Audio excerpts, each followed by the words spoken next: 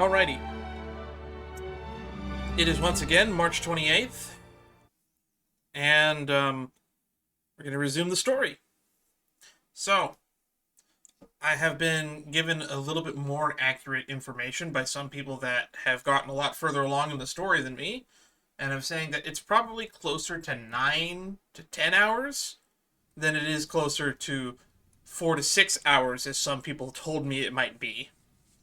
So, we're going to go for a little bit longer tonight, and possibly part of tonight's playthrough will actually be edited on YouTube with the previous stream, just so that I can probably chop this up into like three-hour chunks when it gets edited for YouTube. If it ends up being like 9 hours, and if it ends up being like 10 hours, maybe I'll still end up doing it in like 3.5 hour chunks. Not entirely sure. But if you'd like to know when it's going to go up on YouTube, the best way to do that would be to check in on the Discord. I usually let people know what I'm doing and when I'm doing it there. I give updates to when certain things go live. And I also just generally like sharing what I'm watching. If you want to know what I'm up to, what my hobbies are, and what my thoughts and opinions are on things, that's the place to do it. Otherwise, do it here live on Twitch TV/SheetStreams. But links are going to be where links are, and that's going to be it for that. With that, I think we're done with the intro. So, brief recap. We're on a tour. I believe we're about to go build a mech and then do some combat data. Also, this is a new enemy type here. I noticed it while I was looking at the footage from last stream, but interested to see how they work. Where are we going? Society of the Spectacle and its Enemies. I don't know if this was the mission that we started when we got into Perlex Corp. But I'm loving the Imagination here. This is Perlex Corp's Mechatron Imagenesis Design Lab. Okay. 15 years ago, the first Mechatrons of Plain Arcadia were born here, and they immediately gained widespread social influence upon their debut. I kind of assume because of that a big IPC rep was probably participating in the games 15 years ago, which I assume was Pearl. And maybe the creation of the Imagine Mechatrons was Pearl's miracle, but they just didn't end up winning the games? Or maybe Pearl did win the games, who knows? Maybe that'll be a big reveal. Today, Mechatrons have become the most common and iconic symbol throughout the streets. You could say that Mechatrons are the first and currently only Imagine that can be mass-produced on assembly lines. Okay. But what does the Department of Aberration Defense have to say about that? Does Plain Arcadia really need that many Mechatrons? Imagine such as Mechatrons, which can be produced and discontinued at will, are the perfect residents for Plain Arcadia, and perhaps the perfect IPC employees too. I don't like the fact that you can just fire them, and then they lose their wish power, and then they die. That doesn't sound nice. In some people's eyes, being able to create an infinite army of Mechatrons would be even better. Oh, I could probably name a few people that would agree with you there. Say, dear guests, do you know what the first step is to creating an Imagine in Plain Arcadia? I would imagine drawing the physical form, making a wish to AHA, submitting an application to the Department of Aberration Defense. Well, in a way, that answer isn't exactly wrong. I just wanted to be a nerd. But just like how human laws can't control wind and rain, an average of 220,000 unauthorized Imagine come into existence each year through humanity's intentional or unintentional creation. And the Department of Aberration Defense can only turn a blind eye. I don't think they're turning a blind eye. I think there's just actively nothing they can do about it. Like, it's like the term thought crime. It's literally a thought crime. I imagined my imaginary friend Jack. Say hello to the crowd, Jack. He exists now, and there's nothing you can do about that.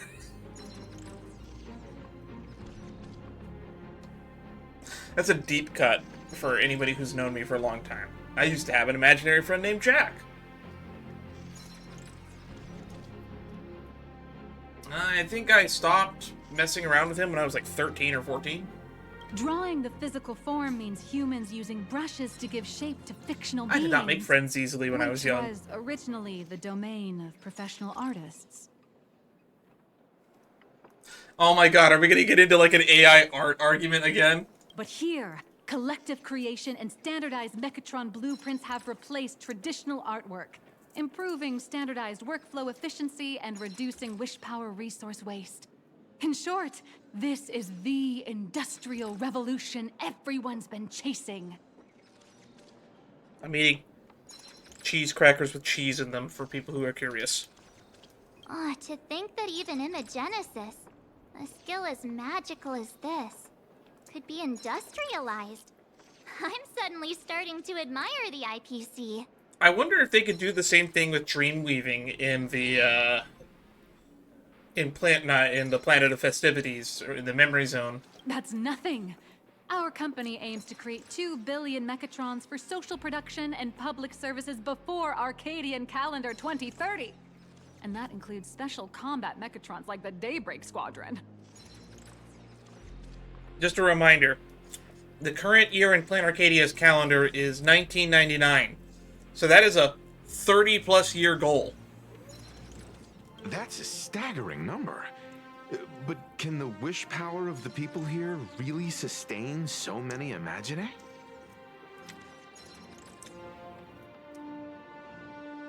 So, quick math. 2 billion in, let's round down to 30 years. It's 31 technically. We're at the eve of the millennium, I guess, right now. It's about to be year 2000. So, 30 years, 2 billion. So 2 billion divided by 30 means that they gotta be doing, what is it, like... a couple 100,000 a year? No, a billion's a big number. So if they did, like... I think they need to do, like, 30 million a year, roughly? No, like 60 million a year. It's a lot. They have to do a lot a year for 30 years to hit that 2 billion goal. That's a staggering. That's why Perlux Corp keeps churning out animations and hero shows one after another. In other places, these are just entertainment. But here, they're legit breeding grounds for spiritual energy.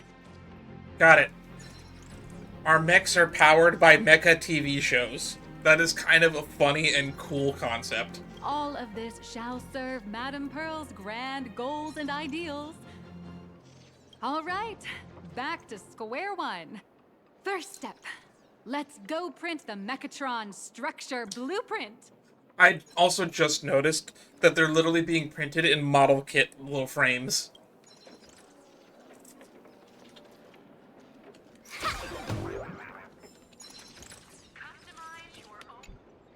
Please adjust the Mechatron design parameters according to your needs. Pretend to adjust the parameters, then restore to default. Open the preset parameters and carefully pick a set. Keep fine-tuning each parameter until satisfied. Mechatron assembly blueprint updated. Processing. Printing.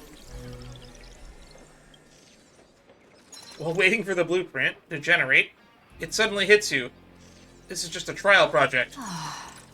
Could it be that no matter how much I adjust it, the final printout always comes out exactly the same? Your suspicion makes sense. But please answer my question first. Which do you prefer? The sense of achievement that comes from hard work, or the convenience of getting things done easily? I like a middle ground, to be honest. I want them both. You got that right. The fully automated Imagenesis blueprint design system perfectly matches your needs. You can meticulously adjust every parameter, or just hit one button to skip it all, and the automated system will always produce results that meet the standards. Amazing, right? Just like how the inventors on planet Scrulum used to ask themselves, if all their inventions were already pre-recorded in the Supreme Punch Tape, what's the point of inventing in the first place? We're getting into fatalism and determinism, so that's kind of like one of the core themes of Honkai Star Rail's story. One of the core themes of Genshin's story, too, actually. Printing complete. Please retrieve your blueprints. Retrieve from where? Is it going to print out right here? What you just said is the answer. It's not about the results of creation, but the elation we experience in the process.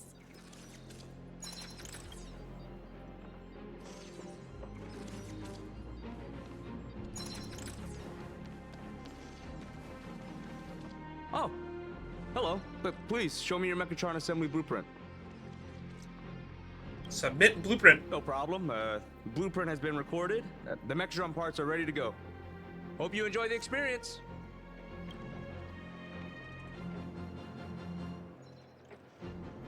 Mr. Yang, you're not coming along? No. March and I will just watch you play from the side. Now then, please follow my guidance to complete the Mechatron assembly. This experience mainly involves assembling 3 parts. The arm, I guess the shoulder Mr. Yang is armor, just and waiting the till we get to Daybreak put together blade the on big one at back the end of the tour. Mechatron.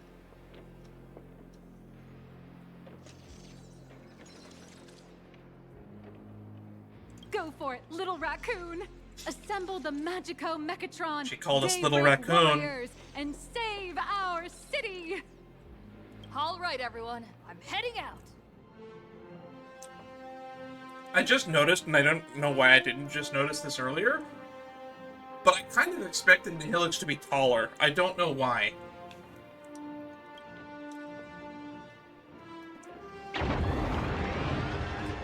Oh, I guess we're going to the world in Canvas. Go now. Your little fans are waiting for you. Go now. Your little fans are waiting for I you. wanted to talk to Mr. Yang. There we go. Go ahead. March and I will watch you play. Alright, I guess those are the lines that they would have said if I had picked March instead of Mr. Yang.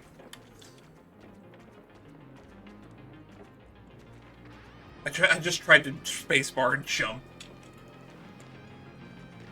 Oh, there it goes. Now it's gonna let me go in there. It wasn't giving me the prompt. Press F to pay respects. No, press F to jump into the damn pipe. As part of Mech Assembly project, you go to the Prolix Corp, be tasked with installing arms, shoulder guards, and the Daybreak blade. Following the instructions during the session, the detonator to remove parts from the frame and engage the mechanical arms. Word has it to make a trip unforgettable. The Nameless Corporation has included a thrilling new feature allowing assembly phase. Anticipation is palpable.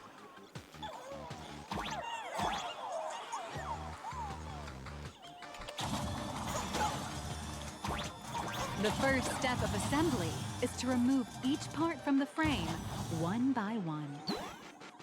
Nippers, hobby knife, sandpaper, sanding stick.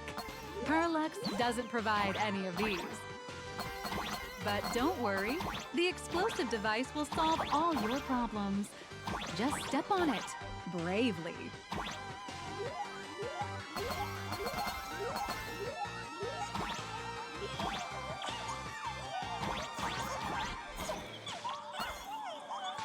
Did I get it?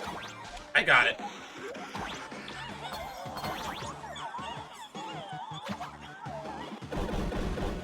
It may look brutal, but it leaves no burrs.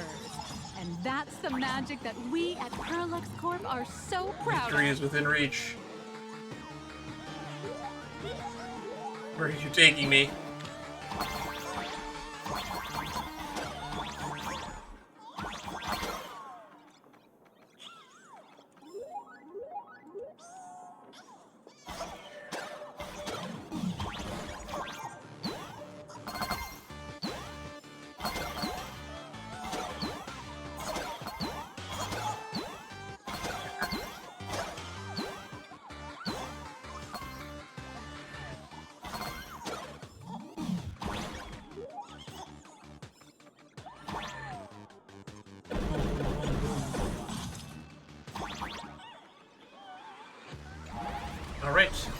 the arm assembled, or taken out of the frame at least.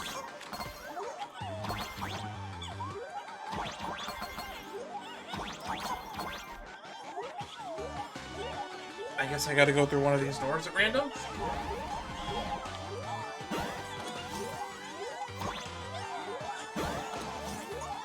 Alright. Any other buttons I'm missing?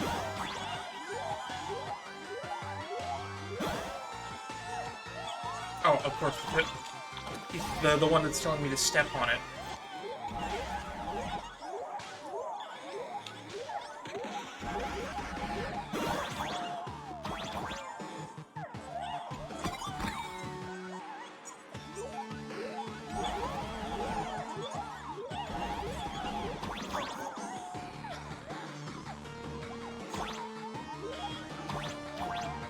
Oop.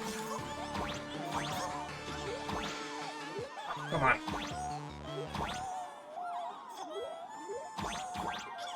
Gotcha. Next, please activate the mechanical maintenance arm and align it with the shoulder joint base to connect the arm.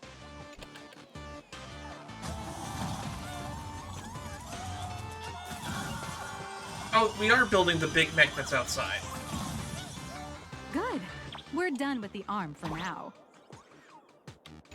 Next, activate the mobile maintenance rack and adjust the mech armor to the shoulder armor panel position.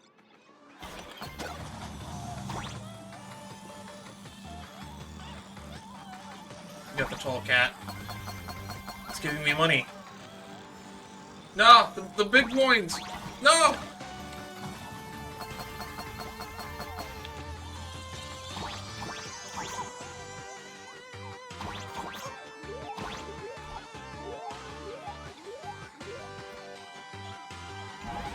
Just like before, the first Okay, gotta step take is another to part remove off. the parts from the frame.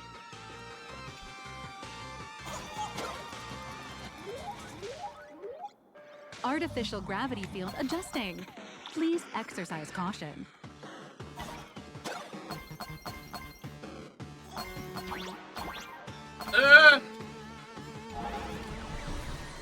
Man, I haven't had to do those little Activate the anti-gravity thruster sections a and lot. push the shoulder armor towards the unit interface. Alright, I think we're almost done. That's 2/3. Now we just gotta build the blade on the back, I guess?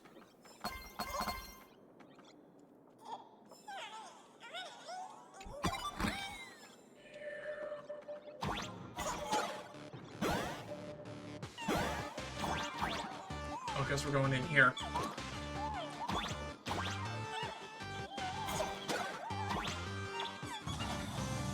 Yep, put the shoulder blade on. Beautiful. Absolutely beautiful. This giant Mechatron is truly the soul of Pearl Lux Corp. You seem a little bit way too invested in this.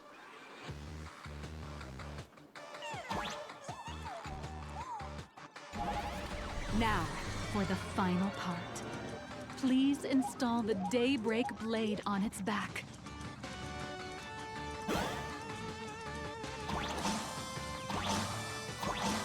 I'm all for this. Point on the back and fire.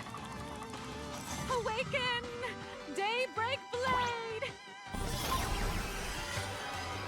They're chakram blades, okay? That's kind of neat. Mission accomplished. The colossal Mechatron you built with your own hands will now stand proudly in the center of this hall. The great hero of the Astral Express has graced this place, left behind a blueprint, and even contributed their own inspiration to the completion of the Mechatron statue. What outstanding promotional material this is for the marketing department. The marketing development department is, that's Oswaldo Schneider's department, right?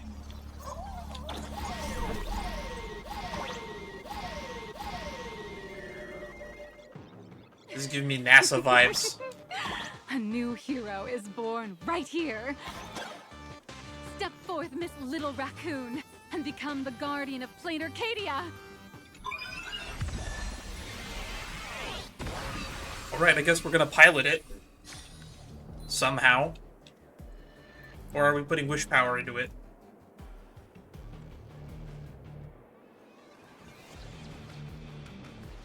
This is a long loading screen.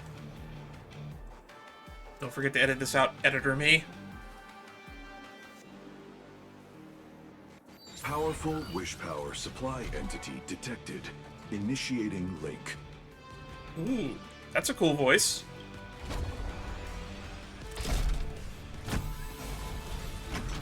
Mechatron synchronization rate 15%. That seems low. Unless it's a progress bar. Assembly complete. Could the next step be? Combat. That's right. With the completion of the Mechatron assembly, it's time for some heart-pounding combat. Alright, let me just smash my action figures together.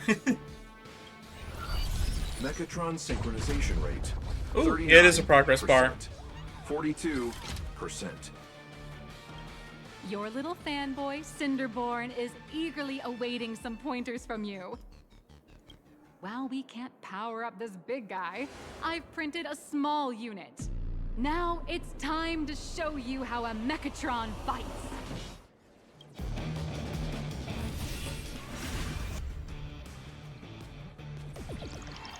I wonder how this is gonna work. I merged with the Mechatron? Where am I now? That is a good question. I'm gonna assume you're in the world in Canvas.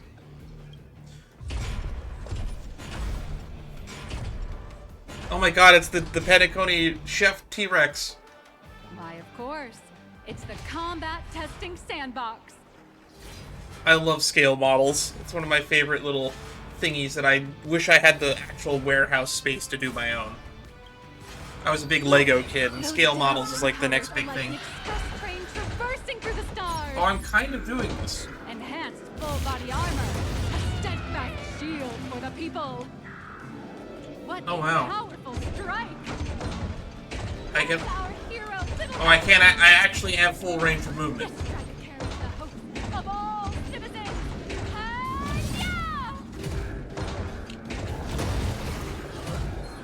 What? Our hero got blocked by an illegal building. City, what are you doing? No choice left. Smash it to pieces, hero. Smash the city to Just pieces. focus on dealing with the city's crisis and let Madame Pearl worry about the compensation. It's that really Dual annoying Mansion noise. City has made it through the worst of it. Hero,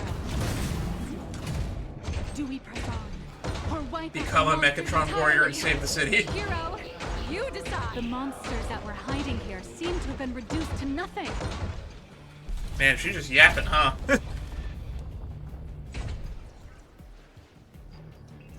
Could it be the one and only trailblazer of the Astral Express walking towards us? That's right. Please call me Galactic Baseballer.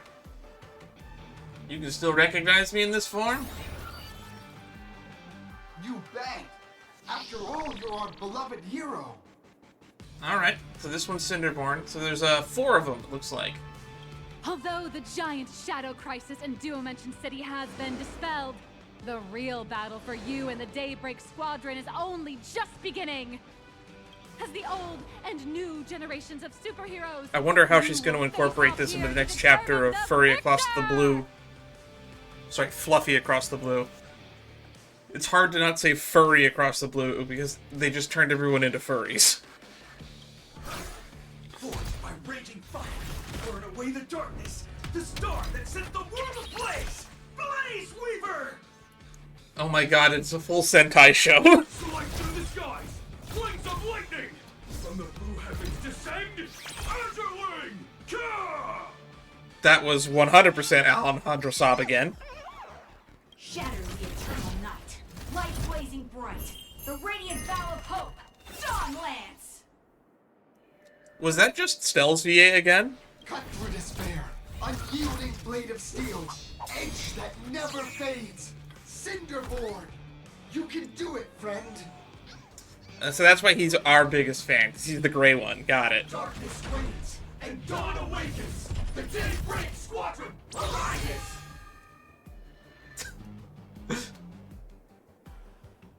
Daybreak Squadron, that was so cool! Hold on. Are we in the story now? This is so cringe, what's going on? That was so cool! This is an official challenge from the Daybreak Squadron, great hero of the Astral Express. If we defeat you, we hope you'll accept our invitation to become the honorary Phantom Fifth member of the Daybreak Squadron. Phantom member? Safeguard the peace of Plain Arcadia. Isn't a Phantom member like a member who never shows up? He's already great. What other color can I use?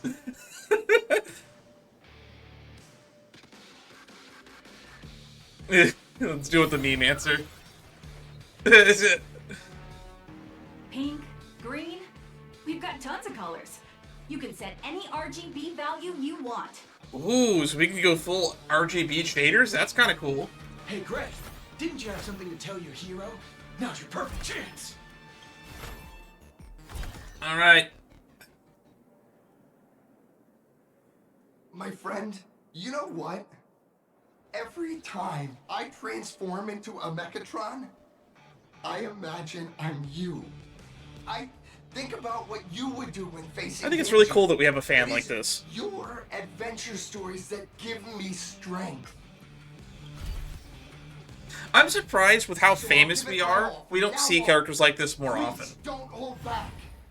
I kind of wish it happened in Genshin a lot too, because we've saved the world like 4 times over in Genshin, but we don't get treated like a hero or see like our fans that often. It's one of the reasons I think it was really nice to have like characters like Charlotte with the Steam Bird in Fontaine. Just have like someone's kind of like gawking onto us with a news story and interviews constantly. Let's get to it. In that case, let me give you some pointers. Also, did this guy have fucking fidget spinners on his shoulder blades? Let's settle this on the horizon, where the vengeance moon rises. Ooh, combat. How's this combat gonna work? Let the two of us see what you're made of. Come on! One and only Trailblazer? What is happening here? No, show me what is this. What? Magimech Daybreak Warrior level 80. Daybreak Will, upon reaching 4 stacks, immediately launches the Daybreak Rondo's follow-up attack. What is going on? Daybreak Bludgeon is our basic attack, physical damage. In Daybreak Bulwark, enters the Daybreak Temperance state, causing all enemies to immediately take action. Oh, that's just Finon's skill. Or I guess Finon enhanced skill, or... yeah. And then our ultimate, Daybreak Replica Strike, physical damage to all enemies, gain 1 stack of Daybreak Will. And talent, when Daybreak Will, which is 4, we do a follow-up. So we want to build up Daybreak Will.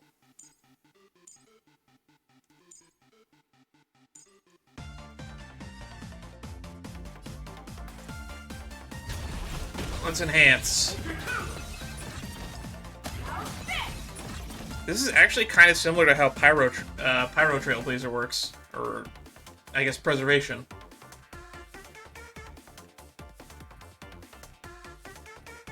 I think one more enhance.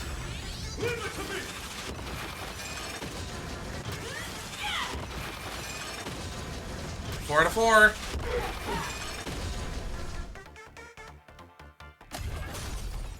I shall bring judgment! It's your turn!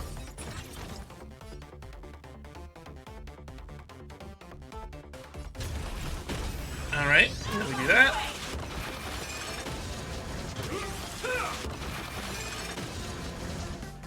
And now we do basic.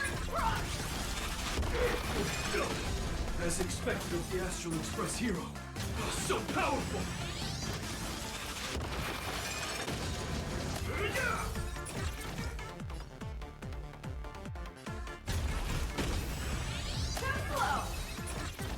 Where are you hiding? Man, they are not doing a lot of damage. And last skill point should do it. I shall bring judgment! Nothing with me. Boss, Gray, I'll leave the rest to you. All right. The honor is mine to cross blades with you. As heroes, we'll never back down.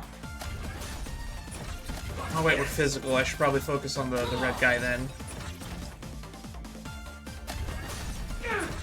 Face your struggle. Teach me your way. I wonder if I can overstack.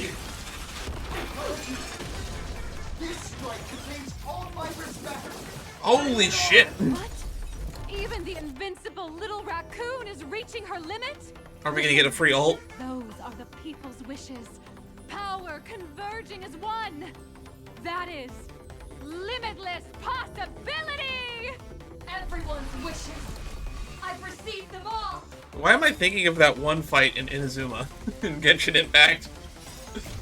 Daybreak replica strike. Trailblaze Infinity. Apologies. Okay. So we got hit with his ult. Ooh, cutscene! We're gonna destroy this entire city, aren't we?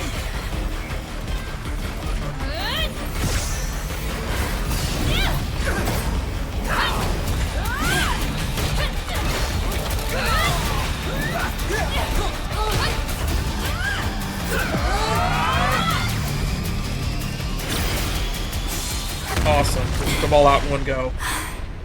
This entire sequence is making me really confident that we'll get Vita as Really got character into at some point.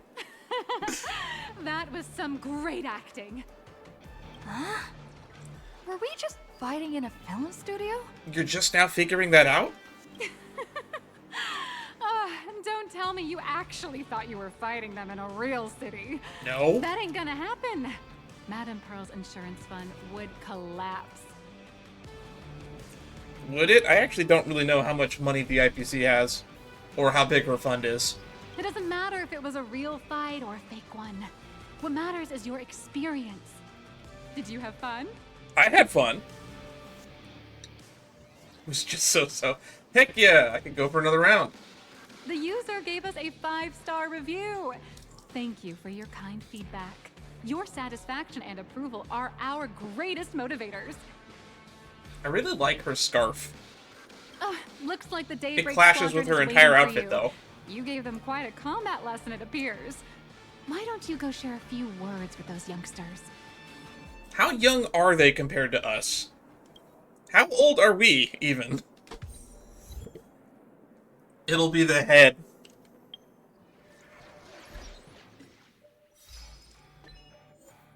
I'll be the head. Oh yeah, behold the Mechatron, standing tall, astride the earth. Assemble your very own giant Mechatron in battle against the Daybreak Squadron.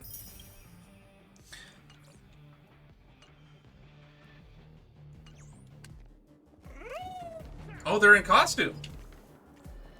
Oh, they are so tall. No, wait, that's right. I'm playing a Sparkle right now. Aha! Now who's the short one? As expected of my senior, that was awesome. My life is now complete. Before joining Daybreak Squadron, Gray had always been your fan. That kid knows every story about the Astral Express like the back of his hand. And he's always looked up to you as his role model. Even as his leader, I'm nowhere near as important to him as you are. Oh, you're the leader because you're the red guy. That makes sense. Huh, what an amazing battle! Well, more than beating you. I just realized now that I've said that, that probably doesn't make sense to people who don't understand, like, Sentai logic. In Super Sentai, the Red Ranger guy is usually the team leader. Unless there's, like, a white, black, or gold one. It's usually the red guy. And even if there is a white, black, or gold one, if there is a red guy, it's probably still the red guy. After all, being remembered by their idol is the highest form of praise for a fan, isn't it?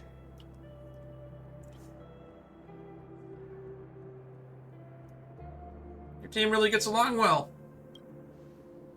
I definitely will remember this. You bet. Besides my senior, my teammates in the Daybreak Squadron are the ones I trust the most. I would hope. If you can't trust your teammates, that's not a good sign. It's a shame, though. If she really could become the 5th member of our team, her recognition would rise even further.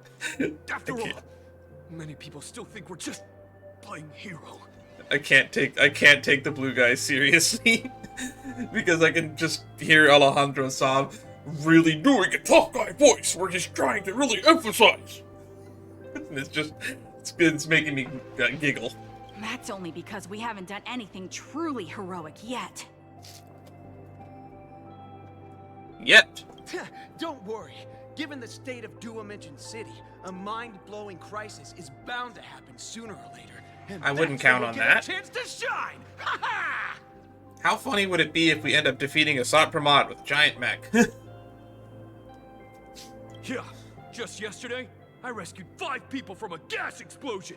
Really? They recover soon, and spread the word about how awesome Daybreak Squadron is. Why was there a gas explosion? There you go again, casually saying the strangest things. Like the Astral Express. We don't need to act to prove something so long as we stay true to our own path. Sooner or later, Daybreak Squadron will be recognized by everyone. And I'm sure the TV show is going to give a lot of people an impression regardless. Silly you. Is the Astral Express all you ever think about? Why don't you just go join the Express as one of the Nameless? That is true. He could do that. Come on. Don't make fun of me. I'm still just a rookie. How could I possibly be worthy of boarding the Express and fighting alongside seasoned veterans? Everybody got to start somewhere. As long as you stay true to your own path, you guys are all remarkable heroes. Anyone who perseveres in their own life is a hero indeed. It's a very profound statement. Thanks for your guidance, Trailblazer. And lastly, I wonder if you could take a picture with the rest of us. I'm down. We already did it with Nihilix. Why wouldn't I do it with these guys? Trailblazer, please. The Nihilix also did photobomb on top of that. Whoa! My Pose. You're so close to me that my heart's beating like crazy. Pose. Do a pose still. 3, 2, I guess that works. 1. Darkness wanes, and dawn awakens. The Daybreak Squadron arises! Alright, I'm going to take a screen cap of that, because that's probably going to be some thumbnail material right there.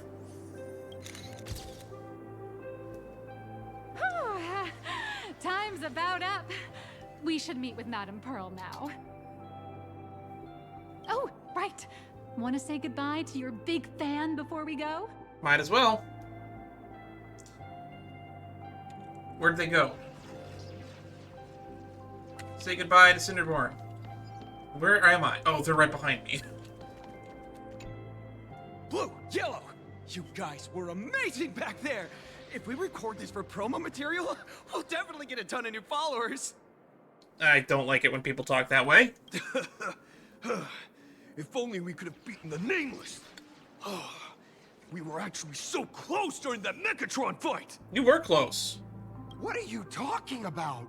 There's no way we could have beaten the Trailblazer. No, you had a fair shot at doing it. It was a 4v1. Well, it's not entirely impossible, I'd say. Ever since I converted, I feel like both my mind and body have become so much lighter. Excuse me? Gray, you really should join us and do the same. Converted? What do you mean by that? Gray, being a masked hero means facing all kinds of dangers. You definitely feel pretty bad. I don't know how comfortable my hair would feel in like a tight helmet like that. You the most. I could definitely get behind being in a Sentai team of some kind, so long as I'm wearing a costume where I get to show off this flowing long hair in the back. Oh, looks like your idol's here to see you. We'll wait for you backstage. Gray. Your idol's here. Senior? You good? Me? I'm fine. Totally fine. It was no surprise that you took us down without breaking a sweat. No, we broke a sweat. You guys were close to winning. It's me. I'm just too...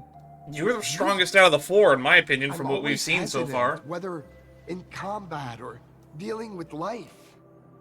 Even though I know I can never become an amazing hero like you. You can. I've always been trying my best to get closer to being like you. I'd say you're closer than you think. It's a bit embarrassing to admit, but no one ever taught me the principles of how to live and behave growing up. I dropped out of high school pretty early and started hanging out with street gangs. I also dropped out of high school, but pretty late. To intimidate and then someone, I went and I went back and finished. Now I have a degree. My life is weird. But when I saw how scared those people were, I had this nagging feeling that maybe I was doing something wrong. Later, when I read about the Astral Express story online and learned about your legendary deeds, I finally understood what it meant to be a true hero. Looking back at how immature and awful I was, I made up my mind to leave my old organization. Now I too have a chance to become a hero like you.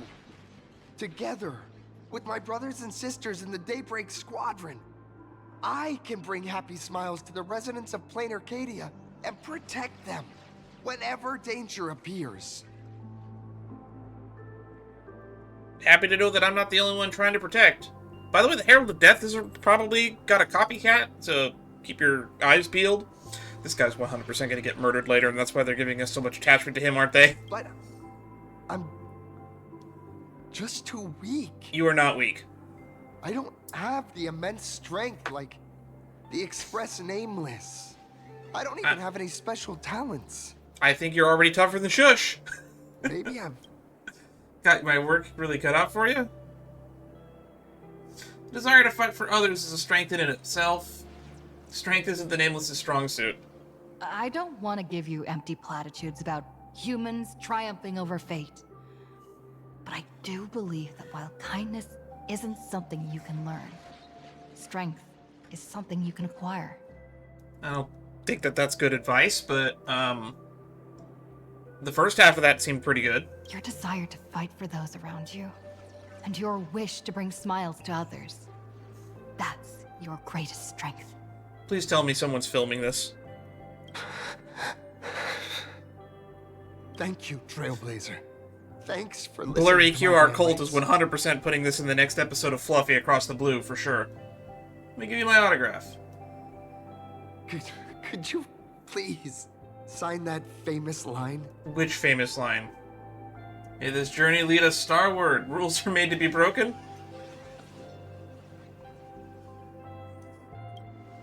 That one's not bad either. Okay, so he wanted the other one. Yeah, it was the stars that first set the Nameless on their journey. And now, I can see that same starlight in your eyes. I'll remember today for the rest of my life. Goodbye, Trailblazer. I hope by the next time we meet, I'll be a true hero just like you. I hope the next time we meet, you won't be dead. That is my bar. That is the bar I'm hoping for. I still have sadness in my heart because I miss Scott. I really do miss Scott. Alright, what are we doing? Oh, talk to Nihilix. Where is Nihilix? Oh, she's over here. Ooh, that kid's got a pith helmet. Cool. Well, that about wraps up today's tour. Right, I forgot that was the end of the tour. After seeing everything, what do you think? It's pretty cool. Looks like I got quite a few fans. You're only realizing that now. That's your greatest advantage in joining the Phantom Moon Games. A story that's already spread far and wide. We still haven't gotten revealed that you're the person writing Fluffy Across the Blue. Though us outside of the game already know that because we watched the trailers. But there's still been no indication in-game that this is the author of Fluffy Across the Blue. There's been no hints to it. We've only talked to Blurry QR Cult in side quests, who uses an emoji on a toilet from the Masked Fools, so she might actually be a Masked Fool. That's actually something that might come up later. Burlock's Corp is influenced by is truly something else, yeah. Indeed, rather than the power to rule this world directly, that individual draws even greater strength from Parallax. The stories and dreams spun by this enterprise are capable of steering the future of plain Arcadia and of serving as the cradle for new Imagine. Madame Pearl is waiting for you at the top of this building to discuss matters regarding the Phantasmoon Moon Games. Maybe she wants to work together for the Herald of Death thing. Let me give you a little reminder. The rules of Phantasmoon Moon Games have never required any competition between supplicants. Yes, Himeko has brought that up to us before. You seem to be well versed in this. Did you ever participate? As an IPC employee, I've said far too much. Your friends are waiting for you in the hall. You should go meet up with them. Don't keep them waiting too long. There's something funny about the fact that we've met two characters with two-tone hair and both of them are IPC employees. Alright, meet up with Mr. Yang. Where are they? They're down there? 1, 2... Over here! Over here! I can't see you through a building. Mr. Yang and I watched the whole thing on the screen! Not only did you assemble the Mechatron and give autographs to your fan, but you also got to live out your superhero fantasy. Did you have fun? Did I have a superhero fantasy? Mr. Yang's looking at you with such loving eyes. Like a parent watching a kid riding on a carousel at an amusement park. Because that's kind of what he is. Indeed. Seeing her so happy reminds me of my younger self. Those were the days. What are you talking about? Mr. Yang, you're still as young as ever. Oh, right. I should probably check to see if his voice actor is credited yet. For ages and seen everything there is to It's probably see. anonymous, but What's I can this check. Madame Pearl really up to? I understand everything she wanted to show us. There are just a few questions I'd like to confirm with Miss Nihilux. Miss Nihilux? Wait, where did she go? Tour's done, so she's gone. Ah, there you all are. We've been looking everywhere for you. The Secretary's office sent Agent Feld here to keep you company while you wait, but he said he couldn't find any of you. Oh my god. We did it. We did this trope already. I know I just said that Nihilux might actually be like a masked fool.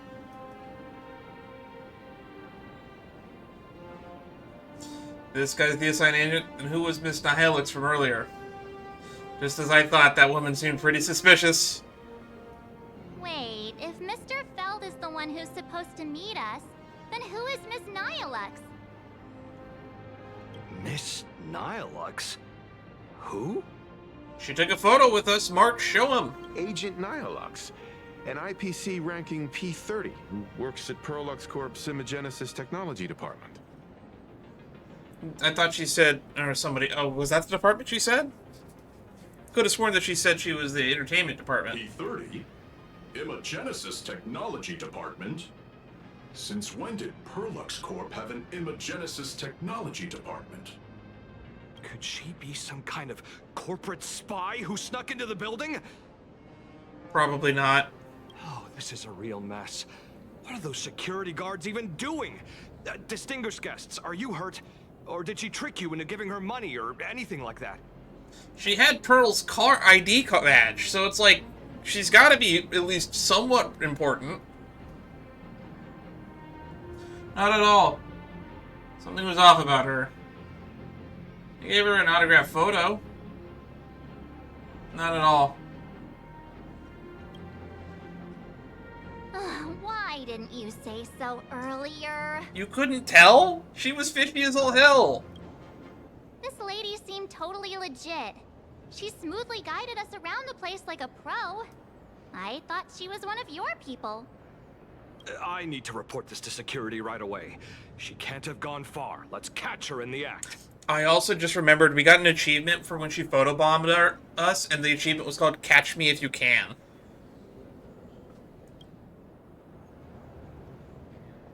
Thank you for your help. Astral Express crew, Madame Pearl has been waiting for quite some time. If it's convenient, shall we head out now? I'll show you the way. Lead the way, Pharaon. Please inform Madame Pearl that the 3 guests from the Express will arrive shortly. So we're going this way. Welcome, ladies and gentlemen, to Pearl-Lux Corp. The Megatron production line can be happy. Pearl demonstrated the full Ooh, here we go. process of Elevator. creating a Megatron army, based on what I saw. Ooh. Floaty.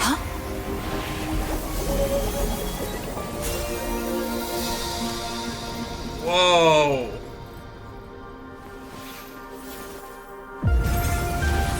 Is this the world in Canvas? Maybe. Maybe not. I don't know.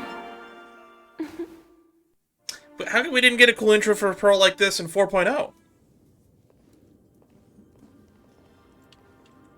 Hello, guests from the Astral Express. Nice to see you again.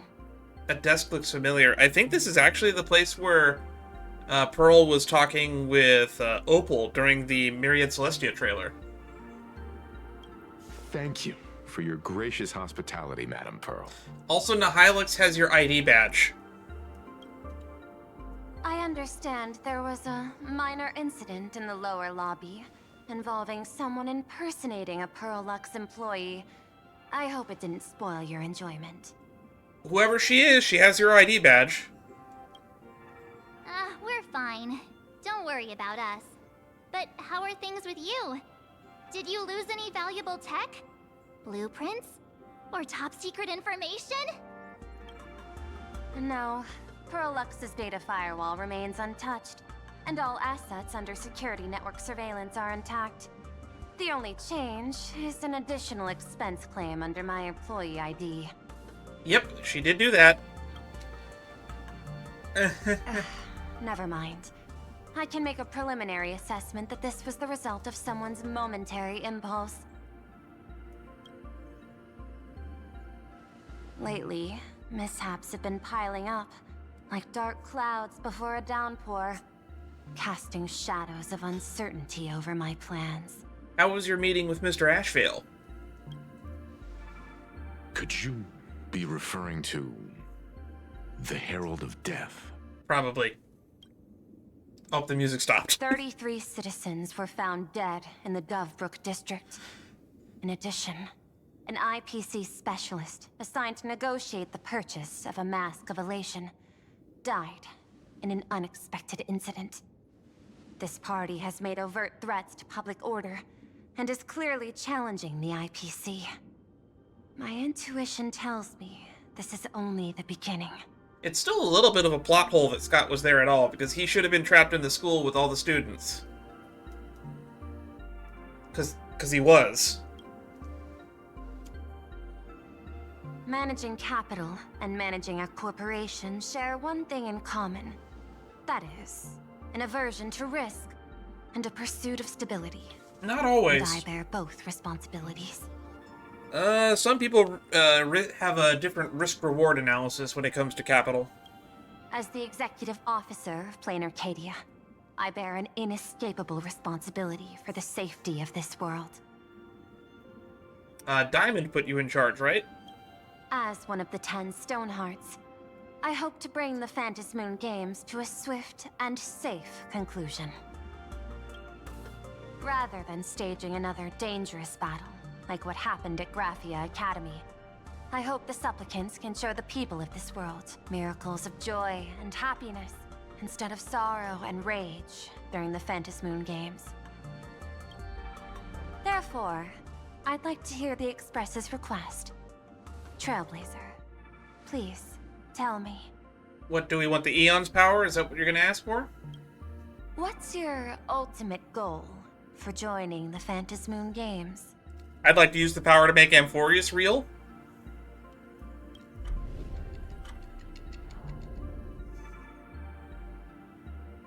We're gonna cut away there? We're not gonna find out? It's gonna be like Luffy's dream in One Piece that he always talks about off screen, so we never actually get to hear it as readers? That's kind of annoying. Before setting off, you spoke to Himeko about your goals for the Phantasmoon Games. Did we? When did we do that? You mentioned earlier that you wanted to talk about the Phantasmoon Games with me? When did this take place? About the goal of the Phantasm games. I'd like to talk about our ultimate goal for participating in the Phantasmoon Games. Because we get to be an Aeon for a minute if we win. Got something in mind? I think the rules and rewards for the Phantasmoon Games are a little too vague. They are very vague indeed. That's exactly what I thought when I joined the games 15 years ago. These games allow supplicants to do anything, good or evil. As a result, everything that unfolds in the course of these games exists beyond control. By the way, if she was a high school senior when, I'm assuming it's based off Japan's thing, so she would have been probably like 17 or 18 15 years ago, which means she's like 32 or 33 right now, making her like my age. What's more vague is what can winners do when they share the power of the elation. According to legends and historical records from Aha-topia, victors typically first witness the manifestation of Aha themselves. Which is like a weird silhouette behind a bunch of masks. They listen to the victor's wishes and grant them permission to use their power. And the applications of this power seem to be boundlessly vast.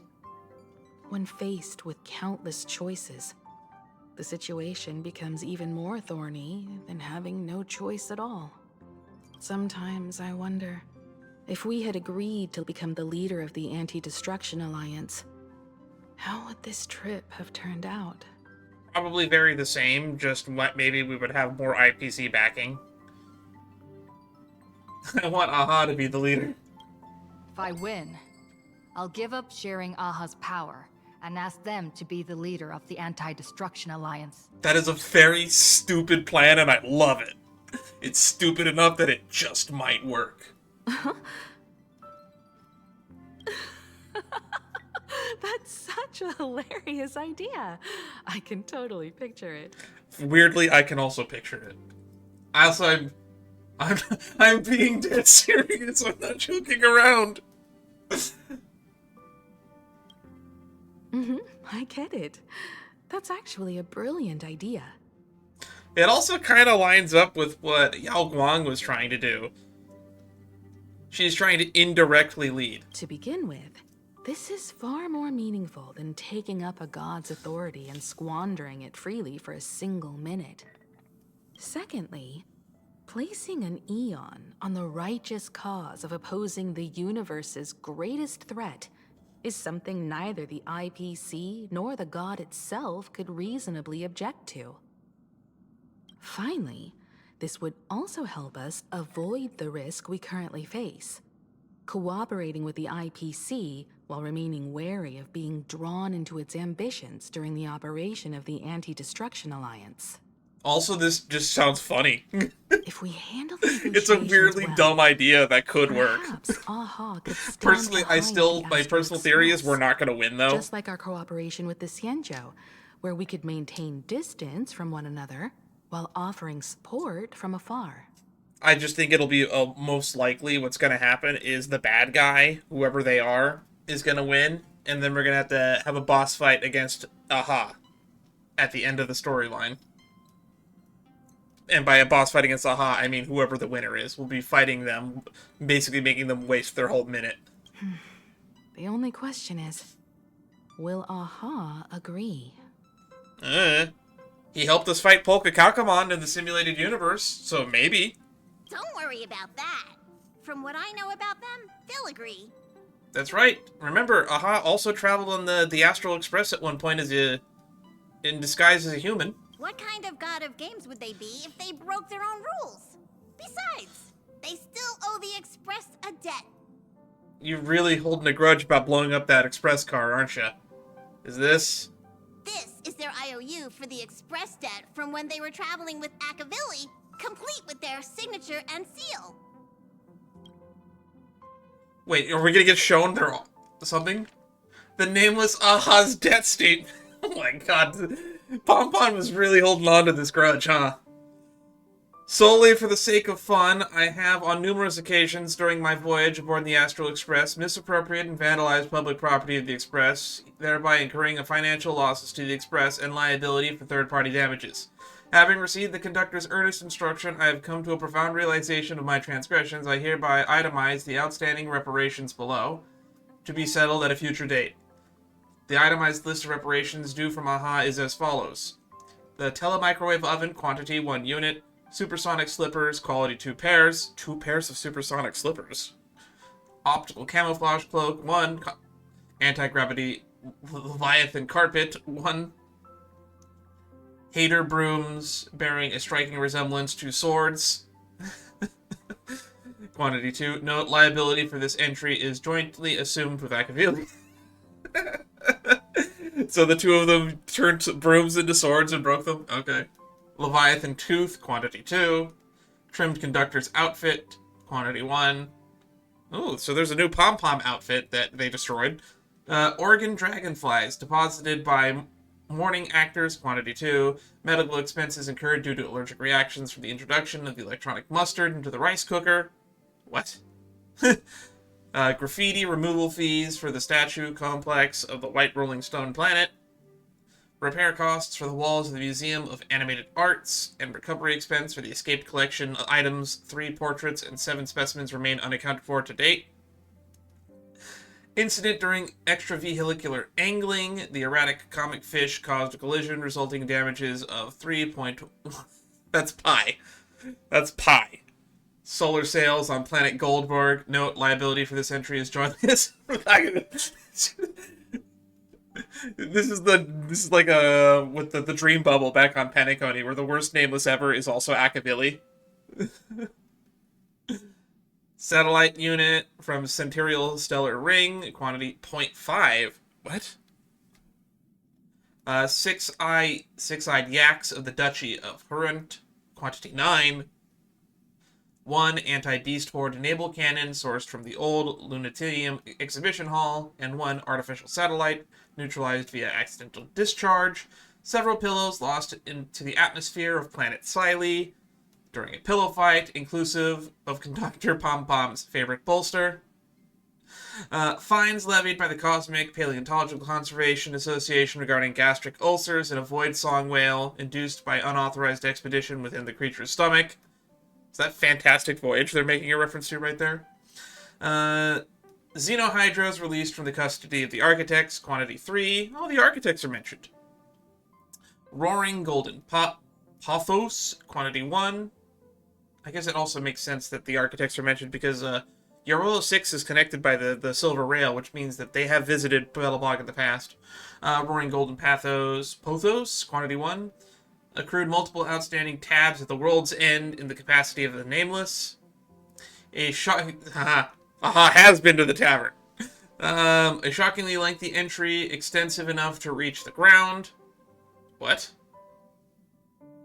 Oh, that's just the outstanding tabs at the world's end. So they have enough tabs that they started at the world's end that it's actually a long enough list to reach the ground. Crispy Crumbly Pom-Pom Pie, 22. Of which 3 were utilized as fishing bait, 9 were dispensed as yak fodder, 10 deployed as projectiles against space pirates during the skirmish. Please accept my sincere apologies for the misappropriation of the conductor's labor-intensive provisions. Half of an Astral Express. Deader, aha. This scrawled signature looks sketchy no matter how you look at it. Is this really from AHA themselves? Passenger, use this to blackmail them. That one will definitely give in to your demands. Probably. Probably. Alright, debt sheet acquired. So, you're saying you want AHA to take on the leadership of the Anti-Destruction Alliance? If that happens, when we go to Astropolis after playing Arcadia, Acts 4 through 8 of this year-long story are going to be wild. If this ends up happening, and we might actually get a playable... That means we also might get a playable AHA at some point in the future. Think about that. That's kind of crazy. Now I'm kind of hoping we win.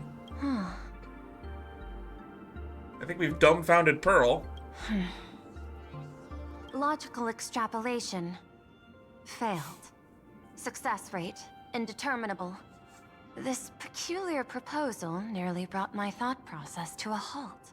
What do you mean nearly? Your thought process did halt. This request is far too lacking in structure, yet within an irrational context, it seems to conceal a certain kind of logic. Yeah, a logic called debt. I believe Topaz would understand that very greatly. If the universe is the master of Elation's playground, then they should do something about this playground that's about to be destroyed.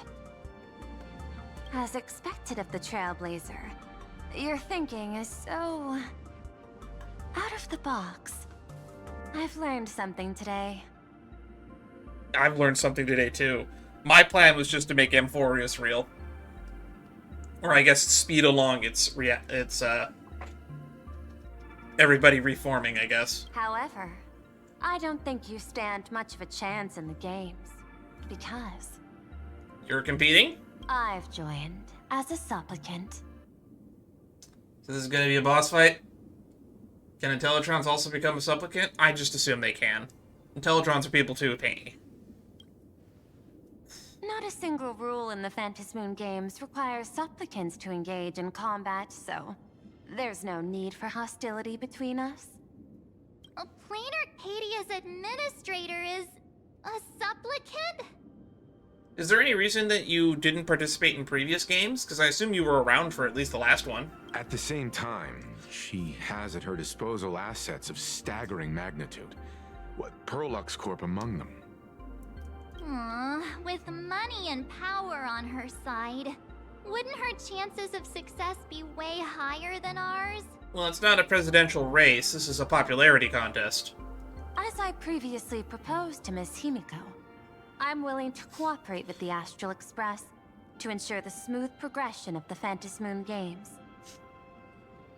Also, you had Ashvale here a little bit ago. Can we talk about that for a minute? But the Astral Express isn't your only partner, is it? I have 2 other allies. However, you all are my most promising ones. Once the Astral Express joins, it will maximize the safety and success of this Ionic game. I can't disagree with that logic. And I will do everything in my power to fulfill my partner's wishes within that limited minute. This is just like the Anti-Destruction Alliance. He's here to recruit us. As we told you before, our strategy is to become a sail, advance and retreat together. The Astral Express is not a lone supplicant, since we have our own allies in the games.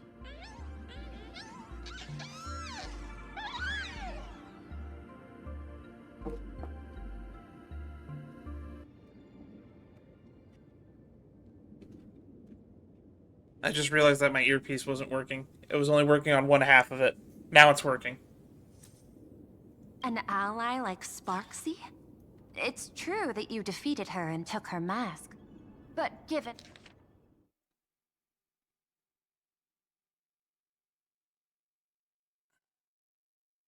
Given her typical decision-making style, Sparksy isn't exactly what you call An reliable. ally like Given her typical decision-making style, Sparksy isn't exactly what you'd call a reliable ally. Besides her mask, I also have another one.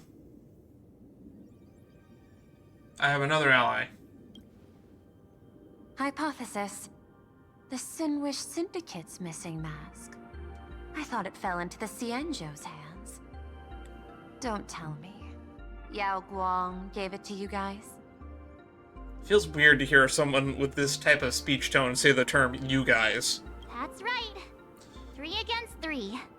We're tied at the moment. With this new variable in play, I'll have to adjust my extrapolations. But the conclusion seems unchanged. After all, as the administrator of this world, I have the natural advantage in resources. There's still 2 more, actually. That's your biggest weakness. It's not necessarily an advantage. An IPC senior executive, Plain Arcadia's administrator, a member of the 10 Stonehearts, joining the games personally. It certainly has an intimidating ring to it. But when you think about it, Isn't this identity precisely the greatest burden Madame Pearl has to overcome?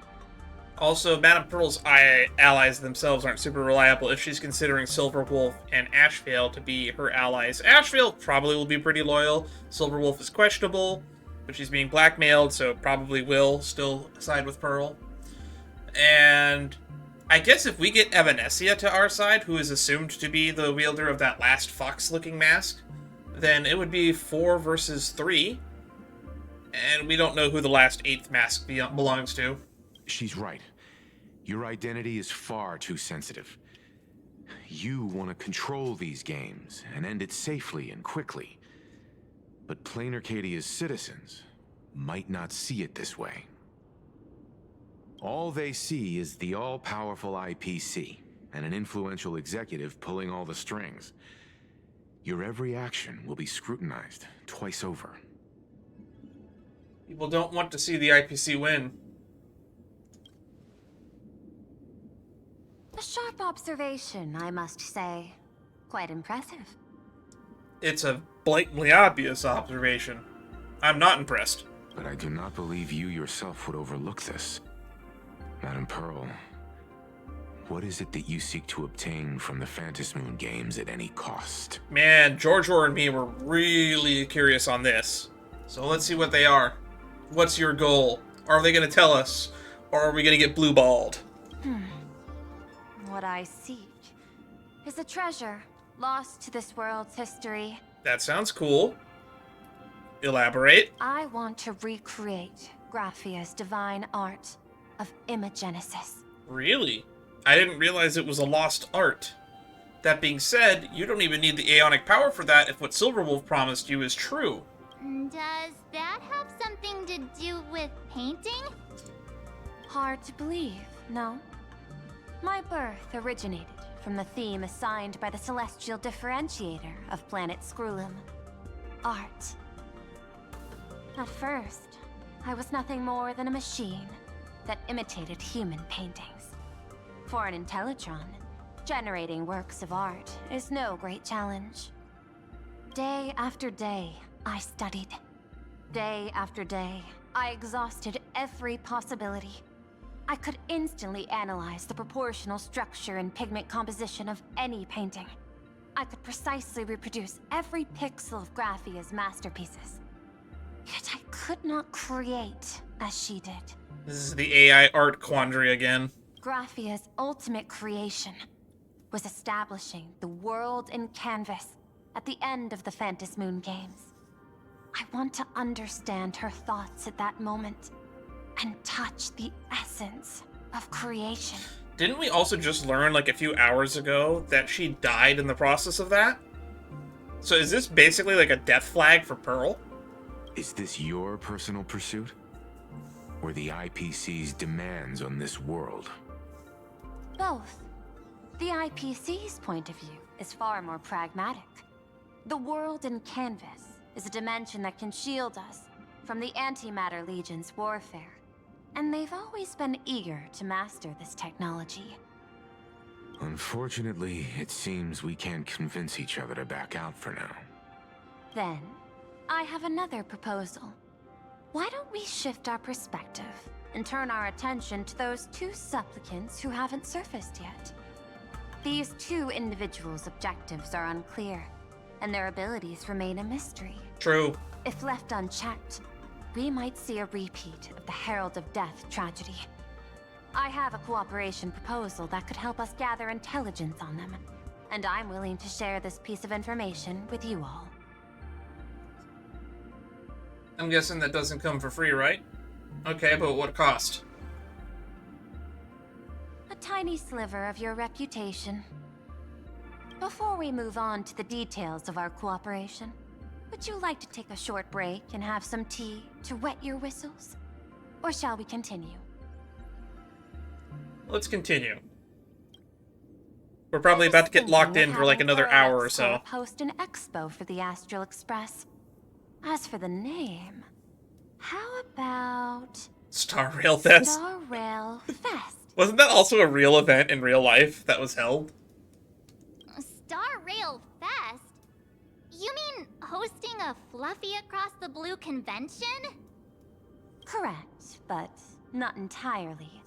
The Fluffy is well known in this world, so it's a good collaboration element.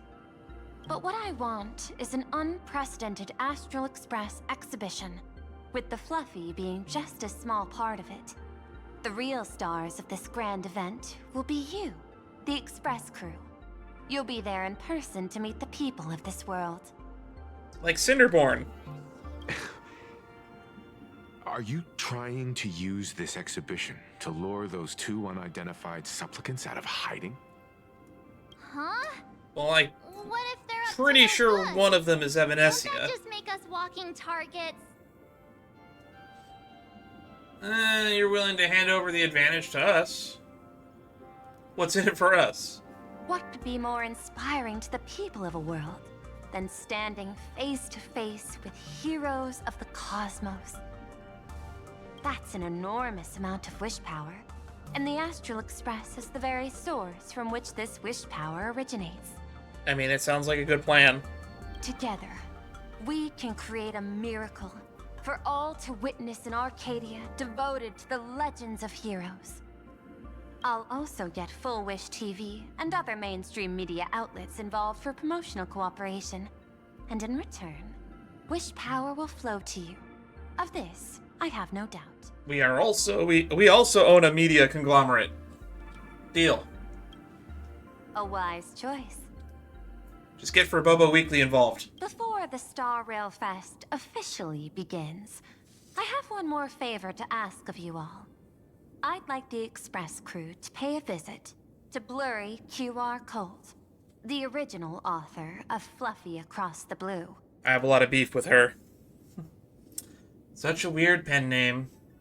Why is that? Doesn't Pearlux own the rights to the Fluffy? Since their debut, this author has remained anonymous, never revealing their true identity in public. But if the real-life inspiration behind the story were to pay them a personal visit, it would surely be a great honor, and likely persuade them to attend a signing, stoking the excitement even further. Ah, so we want to get the author of Fluffy to do a signing. Leave it to us. Now that we've reached an agreement, I'll leave it in your capable hands. My secretary will be in touch to keep all parties apprised. By the way, before you leave, please accept this small gift as a memento of our first collaboration. Interesting. Kind of reminds me of Aventurine's little coin. Is this Aventurine's chip? I've studied in detail the records of my colleagues' interactions with partners in Penacony, and I was particularly inspired by Aventurine's technique of giving small gifts that symbolize good fortune. So please, keep this chip with you as a symbol of good fortune for our future cooperation. Great, now I got two of Take these care, chips. everyone. Well, we'll be on our way then. I still would have liked to have seen what your meeting with Ashvale was about.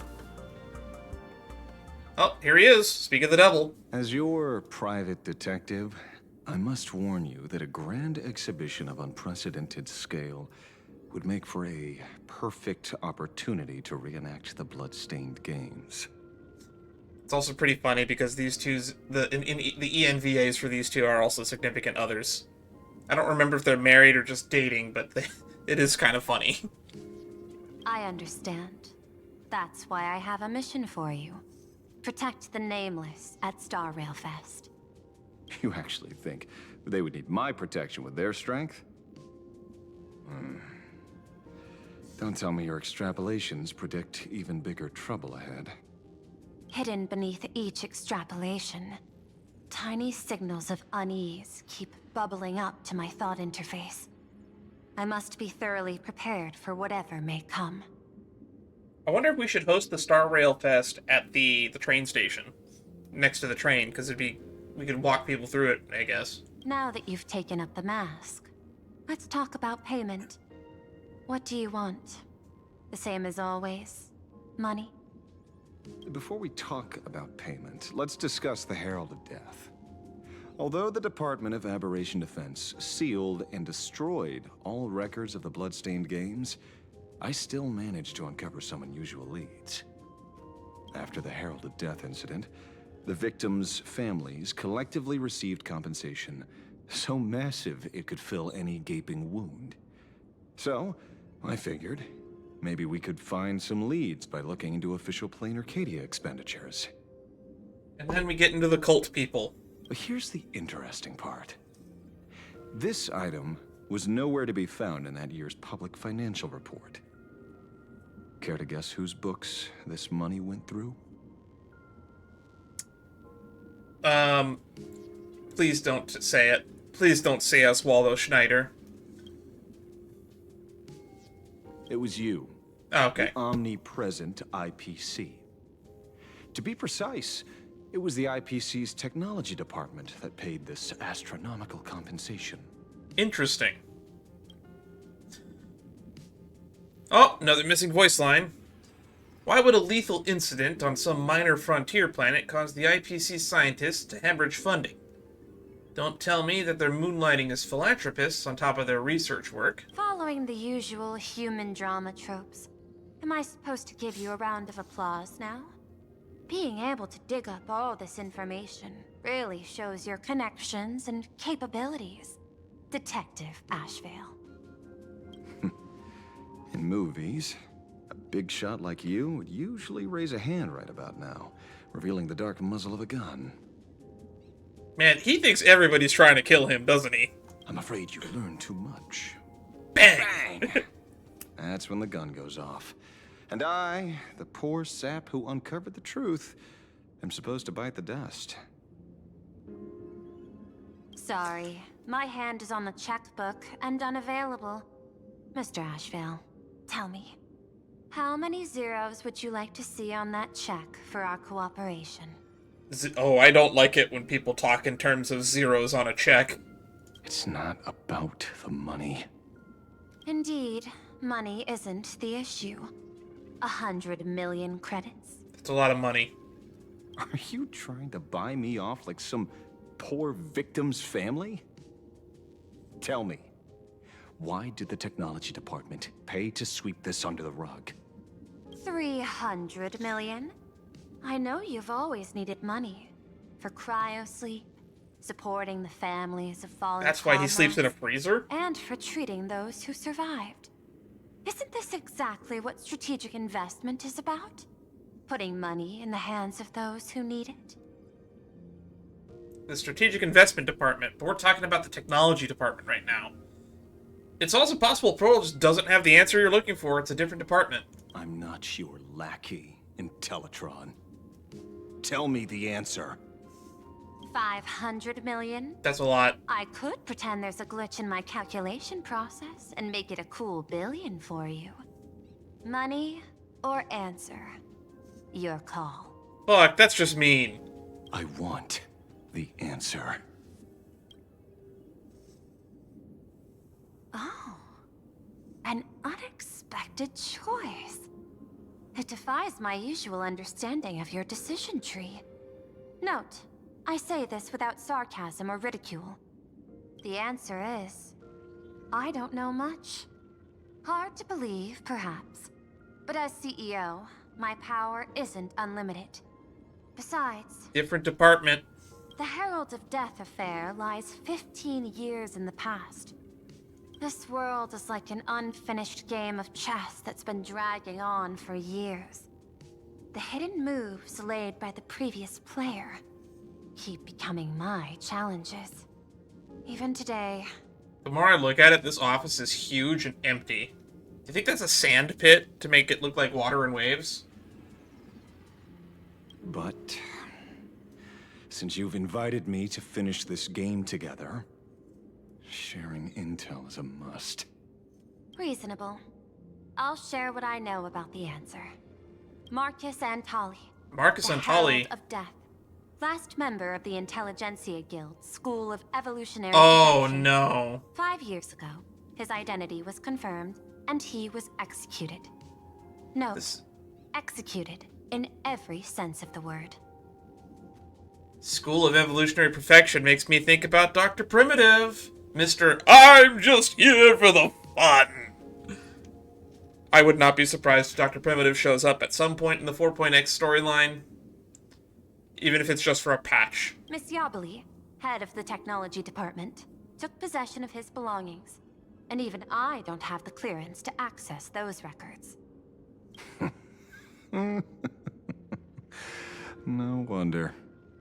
So, that guy was practically IPC personnel, give or take. That also explains why the technology department shelled out the compensation. Yet, the method behind this latest killing is identical to the one from years ago. If the Herald of Death is truly dead... I still think a very popular theory is the idea that it's an imagine version of the Herald of Death. A serial killer coming back from the dead is the least of our worries. Even if a serial killer does come back to life, he's still just a serial killer who's been shut out of the Eonic game. What's more concerning is this. Someone wants to exploit the legacy of the Herald of Death. Miss Yabali took away everything that man left behind, except for the fear he instilled in the people of this world. And during the Phantasmoon Games, not only can miracles trigger wish power, but fear too. Based on my extrapolations, the appearance of this new Herald of Death might mark the beginning of the festival spiraling out of control. No wonder you're in such a hurry to end the games. Why? If I was in her position, I would be too. If I was in the position of any of these 8 supplicants, I would be in a hurry to end the games. Mr. Ashvale, I've always respected you. But right now, I need to rely on your strength even more.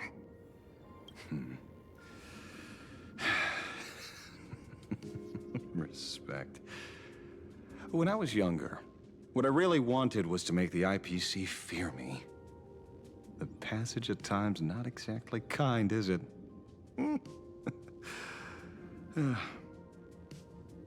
Deal, Madam Pearl.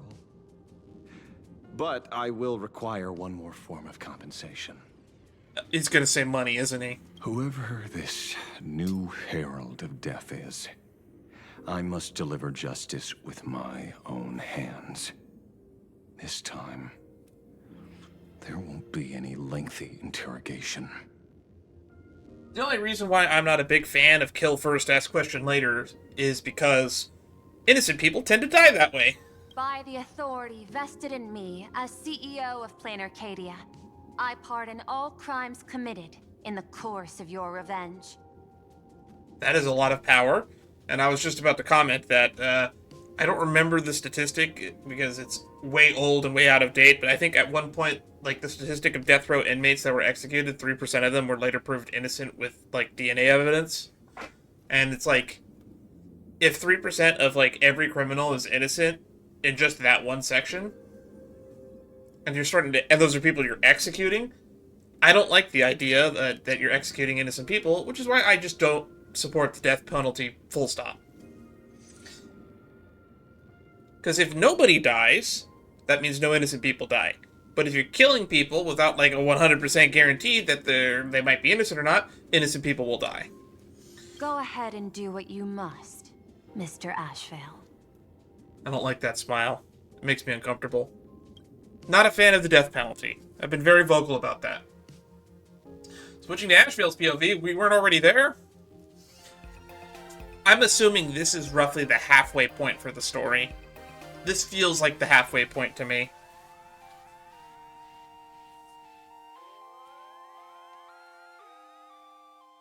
Sometime later, somewhere in Dual Dimension City. My friend, I don't blame you, but I'm done being a breathing dead weight. So do me a favor and pay me back for that drink with this bullet. Is that Blythe doing that voice? Is that Ashvale's VA? It sounds very similar to Asap Pramat's VA, but it's just off enough to make me think it's not him. Just do it, you coward! Let me die as a Galaxy Ranger before I turn into a monster of abundance. Bana, shoot me. I beg you. Banana, not the banana virus. My Skybo above. May you have a pleasant dream. I guess we're gonna get the reveal here that he really is a La Mancha, isn't he? Not knowing who you are, not knowing why you exist here, that isn't life. In ancient times, humanity's daily goal was to obtain 2,000 calories of food. Humans back then knew they were just one member of the animal kingdom.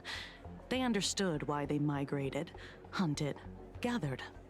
That's one way of putting it, I guess. But now, in an era where you can get food delivered to your door with just a tap of your finger, effortlessly achieving that 2,000 calorie goal, humanity has lost its way like never before.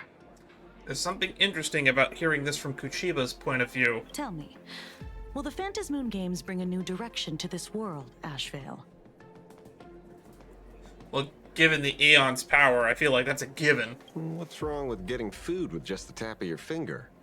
Well, don't tell me you want to go back to the days when everyone was starving and at the mercy of the harvest?